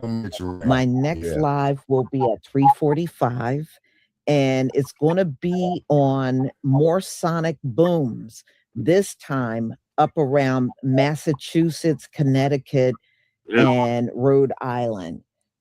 And there is an explanation. It's finally being revealed. So you'll see that at 3:45. And don't forget to pick up your hair products. Shalom, family. All right, we got time for one more topic, Shabaka, and then we got to wrap this up. All right. Okay. So what are your thoughts on I can't shut this damn phone off. Warning. Copy. What's my thoughts on that rocket ship blowing up? Yeah, it's still Stinky Bird, Bezos. Your headset, you Stinky Bird, Bezos, the dumpster. Change the headset. Okay. Are you on the Bluetooth or the headset? I'm on the headset because the Bluetooth man is dead. I can hook it back up. Yeah. Okay. The headset. Okay, so wait a minute. It sounds janky. Yeah. Sounds clear What now. about now? Huh? Keep talking. Mic check 1 2 1 2. Okay, mic check 1 2 1 2. Okay, you sound much better. Whatever you just did. Okay, all righty. Okay, I adjusted the mouthpiece on here. Okay, all right. Okay, Yep. and okay, and all right. So therefore, man, what these individuals don't know is that there's so much that is unknown about the sea, right? Yeah. How the fuck do they know that 10,000 feet deep, man, these motherfuckers ain't creating another goddamn Godzilla? You don't know. I know, that's my point, you see. But with their greed motive, you know what I'm saying? And this is why I ain't got no sympathy for no motherfucker with no goddamn $250 billion. He's a trillionaire now. They said Elon Musk is a trillionaire now. Okay, and I got less sympathy for him. Remember we was talking about and that motherfucker is. No, I guess he's a trillionaire now. Let me see. Okay. And he is not an African. He is a fucking Boer. And I'm saying that there for all these idiots I got into an argument. We're talking about Elon Musk as an African. Man, fuck you. Let his ass come out here and sit out here with me in 110 degrees tomorrow. On paper, but in reality, in lineage wise, hell no. Yeah, he's Dutch. Oh, he's not a trillionaire yet, but he's fast approaching it. They said he's worth $35 billion. And he can't spend that in 12 fucking lifetimes. And you got all these homeless, starving people out here. I know. That's the worst part. Yeah. Okay. But he'll have a lot to answer for when he goes before the Almighty. Most of his wealth is coming from SpaceX, Tesla. Right. AI. Right. Exactly. And that's why I don't will not be buying no Teslas. Them cars is ugly. So if Tesla stays at its current trajectory, it is approved to be worth up to $1 trillion over a 10-year period. Mm-hmm. If the company hits specific and highly ambitious financial milestones. Right. Now, the only people who could regulate that bastard man to get him to do something for the people would be the state of California, because that's where Stinky Bird is. And we got any more election results out of California? No, I haven't. Pull them up. Okay. And I just want to see how bad Karen Bass is losing. Because the polls are closed. Yeah, now they are. Yeah. Yeah, throughout the whole country. Maybe Hawaii might still be open. Because it's only 7:08 p.m. in Honolulu. But Hawaiian politicians, they don't have no great juice, man, in U.S. politics. Yeah. Yeah, they don't have no electoral votes. They don't have no key industries except travel. You see what I'm saying? So they really are not in no position to leverage. I think they have like two policy. I think they have like 2 electoral votes. Yeah, I know it's real low. California has the highest. Yeah.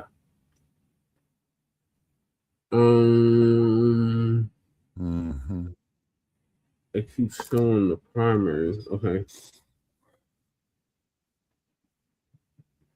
Okay, I'm pulling Karen Bass up to see if we... Okay. Oh, shit. News about Karen Bass. Okay. All right, people. This here's a story. As Brother said, handling other technical issues right here. You Gotta still wait coming? for Bing to come up on the goddamn computer. We got to get to this next topic. Was that your final thoughts on the Blue Origin explosion? Yes, sir, it was. Okay, so the last topic is going to be Tulsi Gabbard resigns as the director of Natural Intelligence. So our brother, Church of Black Power, is going to give us an update. Copyright disclaimer under Section 107 of the Copyright Act 1976. Allowance is made for fair use for purposes such as criticism, comment, news reporting, teaching, scholarship, and research. Fair use is a use permitted by copyright statute that might otherwise be infringing. Nonprofit, educational, or personal use tips the balance in favor of fair use. We got to make that same announcement on our material. Well, family, it looks like when it comes down to the Trump administration, another one bites the dust. Let's get into it.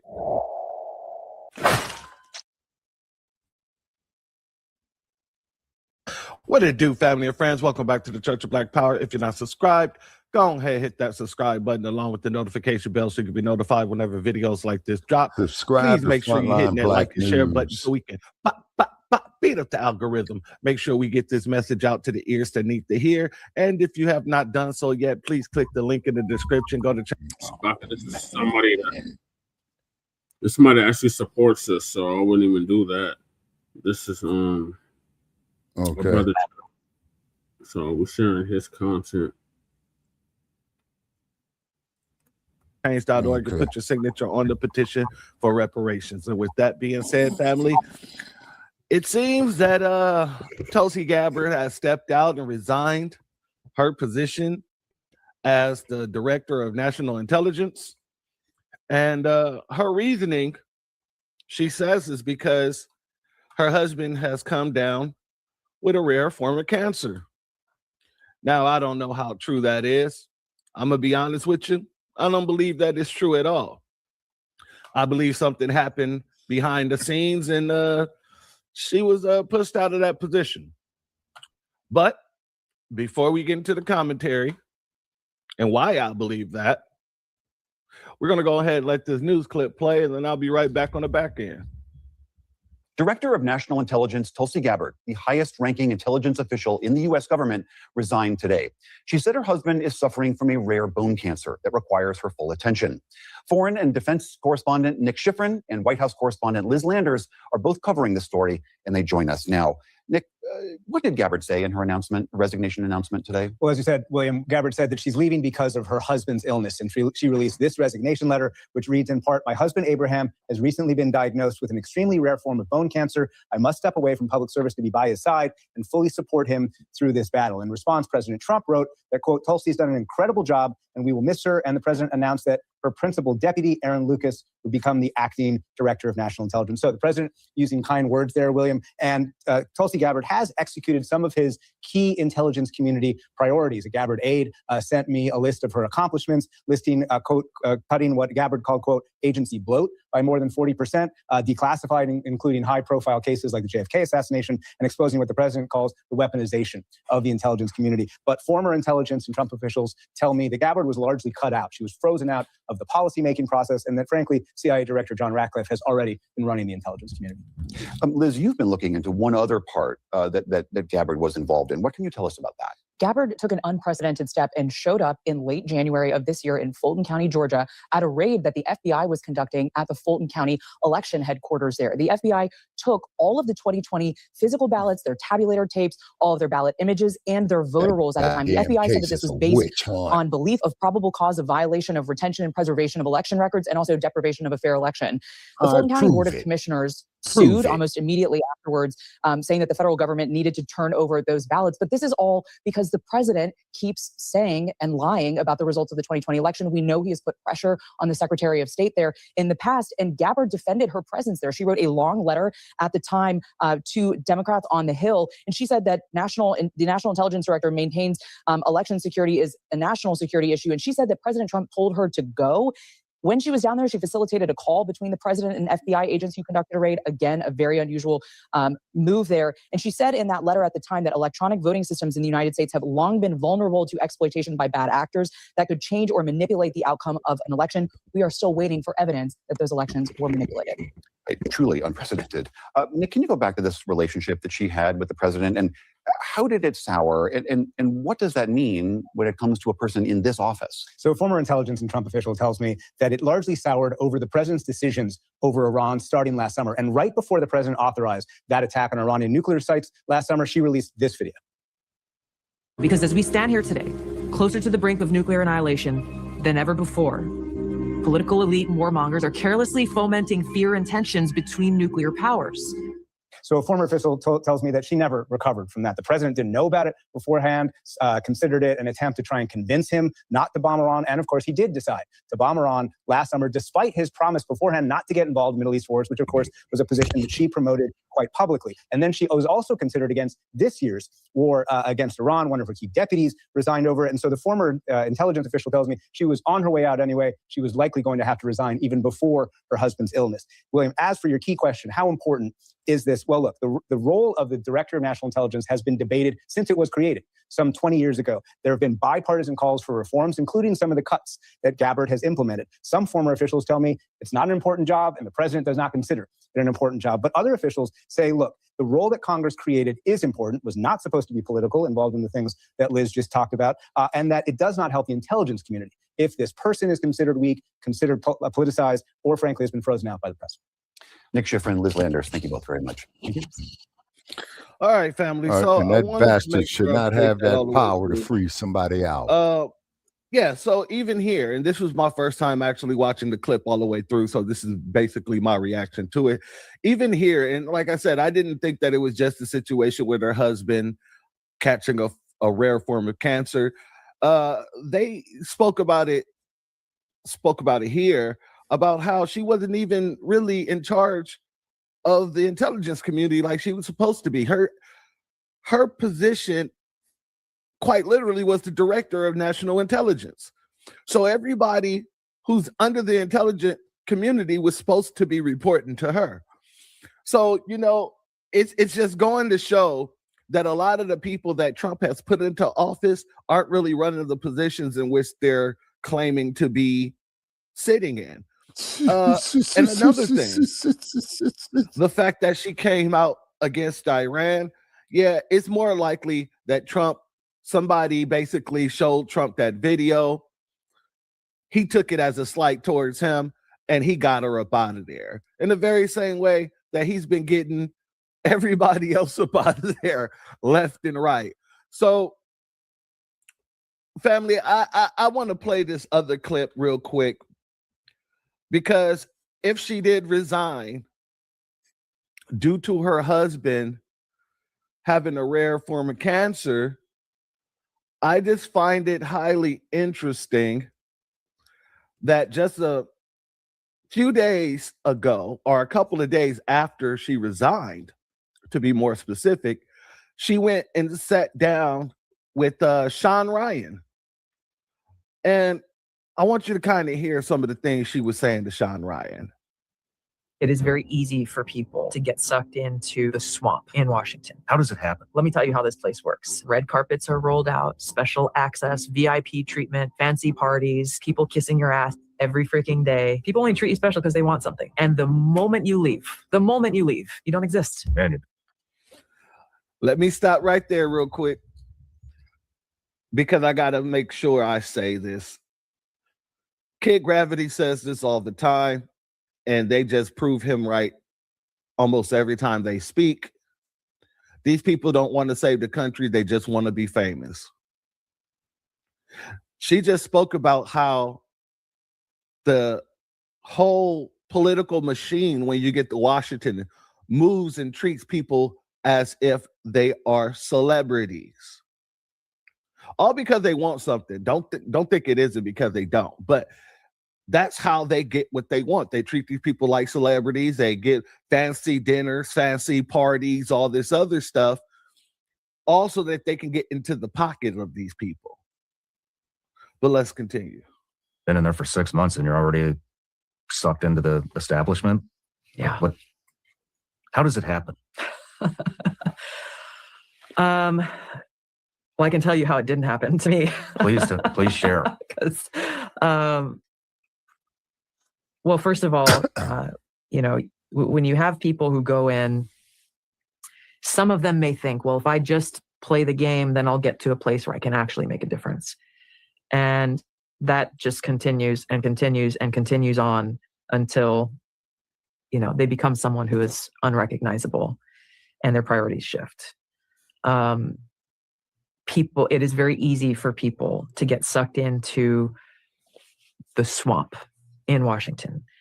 And if people, and maybe this is not what they were looking for when they ran for office, but immediately you are treated like you are something special.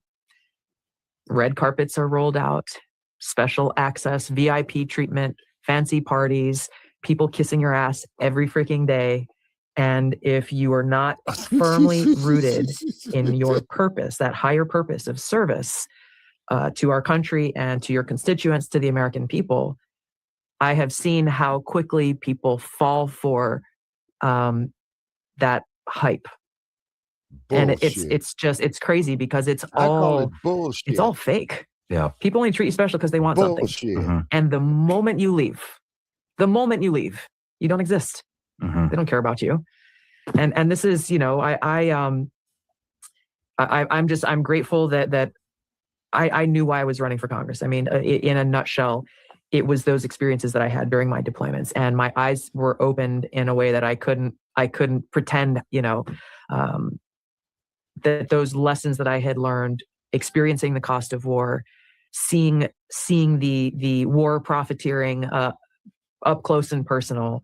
I left those deployments knowing that I wanted to be in a position to do something about it, because I was frustrated and pissed off by the politicians who would come in and drop in, and they drop in for a day, shake some hands, take some pictures, and take off and go back to Washington, talking about like, oh, I know exactly what's going on in the war. I've been to war 20 times. Like, bro, no, you don't actually know. You should go and do the research. You should go and actually, instead of just taking a photo op, why don't you go and sit down with the guys?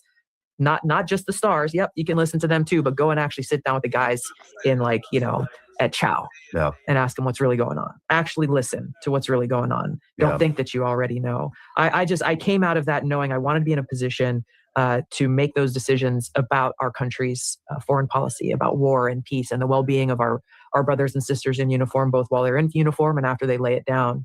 I didn't know exactly where I wanted to be, like what, where in the government or what position. I looked at a lot of different things, but ultimately that's what drove me to run for Congress.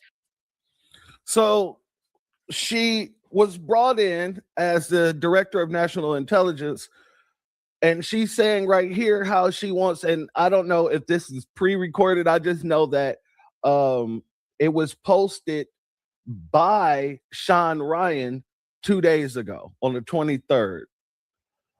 And so she's discussing how she wanted to get in there and she want to help shape foreign policy. She asked Trump, and Trump pledged not to go and involve himself in any type of Middle Eastern wars and things like that. So it sounds like once she found out that not only would she not be able to help create the foreign policy, she was already looking for a way out. That's what it seems like to me. So, with this Trump situation, like I said, I kind of feel like, in my humble opinion, somebody showed him the video of her going against him in the Iran situation, and he must have took that to heart and did what he did with all the other unloyal people that he claimed to be unloyal to him. are all the other people that he claimed was unloyal to him. That's a better way to state that. But family, you let me know what you think, because I don't think a woman whose husband was just diagnosed with a rare form of cancer, I don't think that the wife would be out doing interviews 2 days after she resigns from her position. You know, like I said, maybe this is a pre-recording. I'm not sure. I just know what day Sean posted it. So let me know what you guys think in the comment section, family. I am always eager to read and see what you guys have to say about it. But if you're not subscribed, go ahead and hit that subscribe button along with the notification bell so you can be notified whenever videos like this drop. Please make sure you're hitting the like and share button so we can beat up the algorithm. Make sure we get this message out to the ears that need to hear. And if you have not done so yet, please click the link in the description, go to change.org and put your signature on the petition for reparations. Family, I want to see who's next. Will it be Pete? It most likely will be Pete.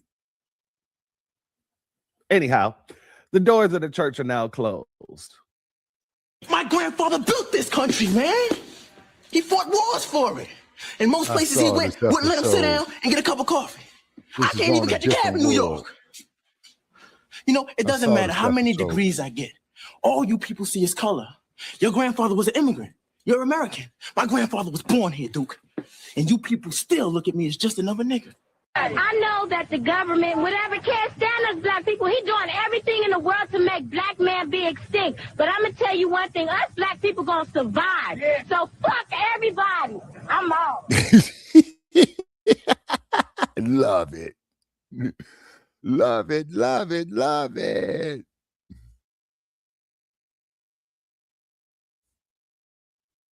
All right, Shabaka, we're going to have to wrap this thing up. So give your closing statement.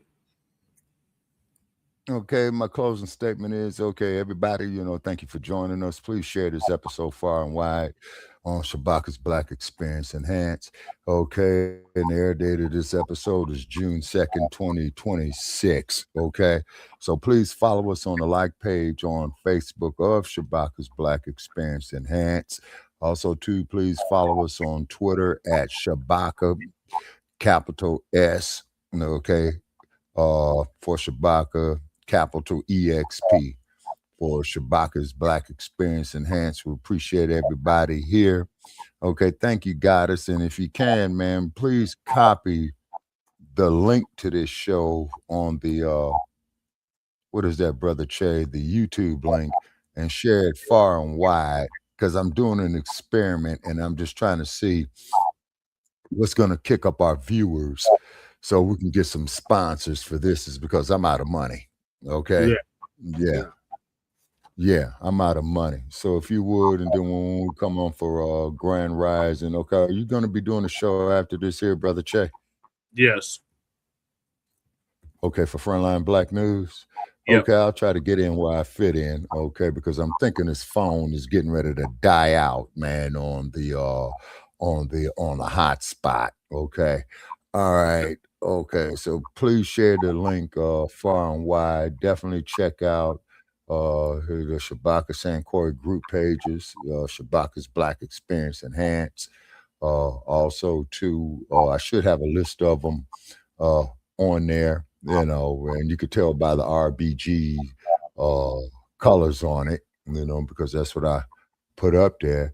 So we appreciate everybody watching us here on June the 2nd, 2026 on Shabaka's Blacc Experience Enhanced. Please stay tuned for Frontline Blacc News. Okay, I'm out from Sin City, Brother Che. Come on, 7-Eleven. All right. Season 11, episode 44. Shabaka's Blacc Experience Enhanced in conjunction with the Frontline Blacc News. Join us in about 30 minutes for Frontline Blacc News. Season 6, episode 28, part 3, continuation. Part 1, so we'll see y'all then. In the meantime, make sure you like and subscribe to all of our platforms. Frontline Blacc News on YouTube and Facebook. The Revolutionary Agenda on YouTube and Facebook, and Shabaka's Blacc Experience Enhanced on Facebook, Twitter, and Instagram. And shout out to everybody that tapped in with us. Shout out to Michael. Shout out to Goddess. Yeah. Okay, Michael says we did a great show. Okay.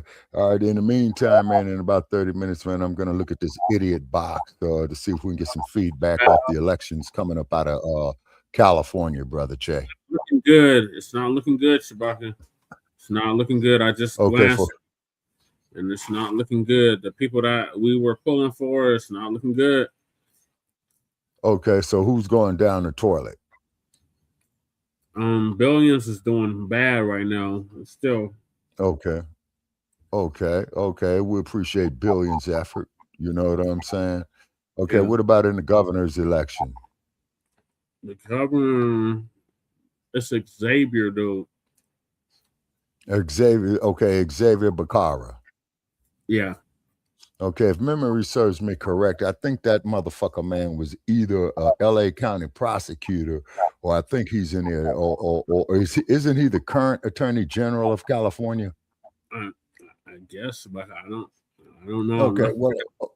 Okay, well, I'm gonna pull it up, man, and make some notes so when we go live in about in 30 minutes. Okay, Becerra is leading in the gubernatorial race, according to Michael. And Goddess says, and I agree with her, if they elect a Hispanic, it's all over for us in California. Yeah, it's a done data. Yeah. And I just want to see what's going on with Karen Bass is because, because I'm sure all the polls in the East have closed now, so they should be declaring winners and all that old shit. You know what I'm saying? You know, when you work these goddamn elections, as long as I have people, you know, you can pretty much predict this bullshit. Now, Goddess is saying she's getting the fuck out of here indefinitely. Goddess, that's why I said fuck the goddamn state of California. You know what I'm saying? And I ain't seeing Scam Brown's name on any Nevada ballot. So I'm gonna research Scam Brown. You know what I'm saying? I'm trying to get citywide elections, but it just keeps giving me the statewide. Damn. Okay. All right. So I'm gonna look at Cartoon News Network. Okay, and take some notes on that. Okay. So we'll see everybody. In about 30 minutes for Frontline Blacc News. Appreciate everybody tuning in to Shabaka's Blacc Experience Enhanced. And if you're on Facebook, please put in your request to join the group of Shabaka's Blacc Experience Enhanced. No Nabiscos allowed right there. You know what I'm saying? And the reason being, it is to keep the peace, because I'm not going to sit up here and argue with you goddamn troglodytes rehashing the same bullshit I've been telling you motherfuckers for the last 15 years, okay? I'm tired of it. You see what I'm saying? If you ain't got nothing positive to say up on the like page, then disengage from the motherfucker. You know what I'm saying? That's all I can say. Okay, Brother Che, I'm out, okay? And you said in about 30 minutes, so I take it that there'll be 11 p.m. your time, sir? Yes, sir. Okay, so that there's 28 minutes from now. So in the meantime, man, I'm going to check out what's happening on the idiot box of Cartoon News Network. And then, of course, send me the link again, like you did for this show here at the usual route. Okay. Well, all right. Okay. And everybody have a nice night. Okay. And please get with us, because we're going to if we got night owls, y'all are welcome to join us. All right. I'm out. Okay. See you in a few. Okay. All righty. Okay. Michael got right here. Correction so far. Keith G. Casio has only got 19% of the vote. Damn. He's done, man. Michael, he's done. He might as well give his damn resignation speech now and take the rest of the money, man, and go get him a couple of prostitutes and say, fuck it. You know what I'm saying? Before he has to account for that campaign money, man. You know what I'm saying? 19%? Hell no, you ain't going nowhere. Maybe that motherfucker might could help me push my guard to the gas station. Right. Yeah, maybe he could bring his ass out here and help me push my car to the gas station. Okay, Goddess, you're going to be joining us, Goddess, on the next presentation. You know? I got to end this. Okay. All right, man. Okay, I'm out. Okay. All right, see you in a few. Okay.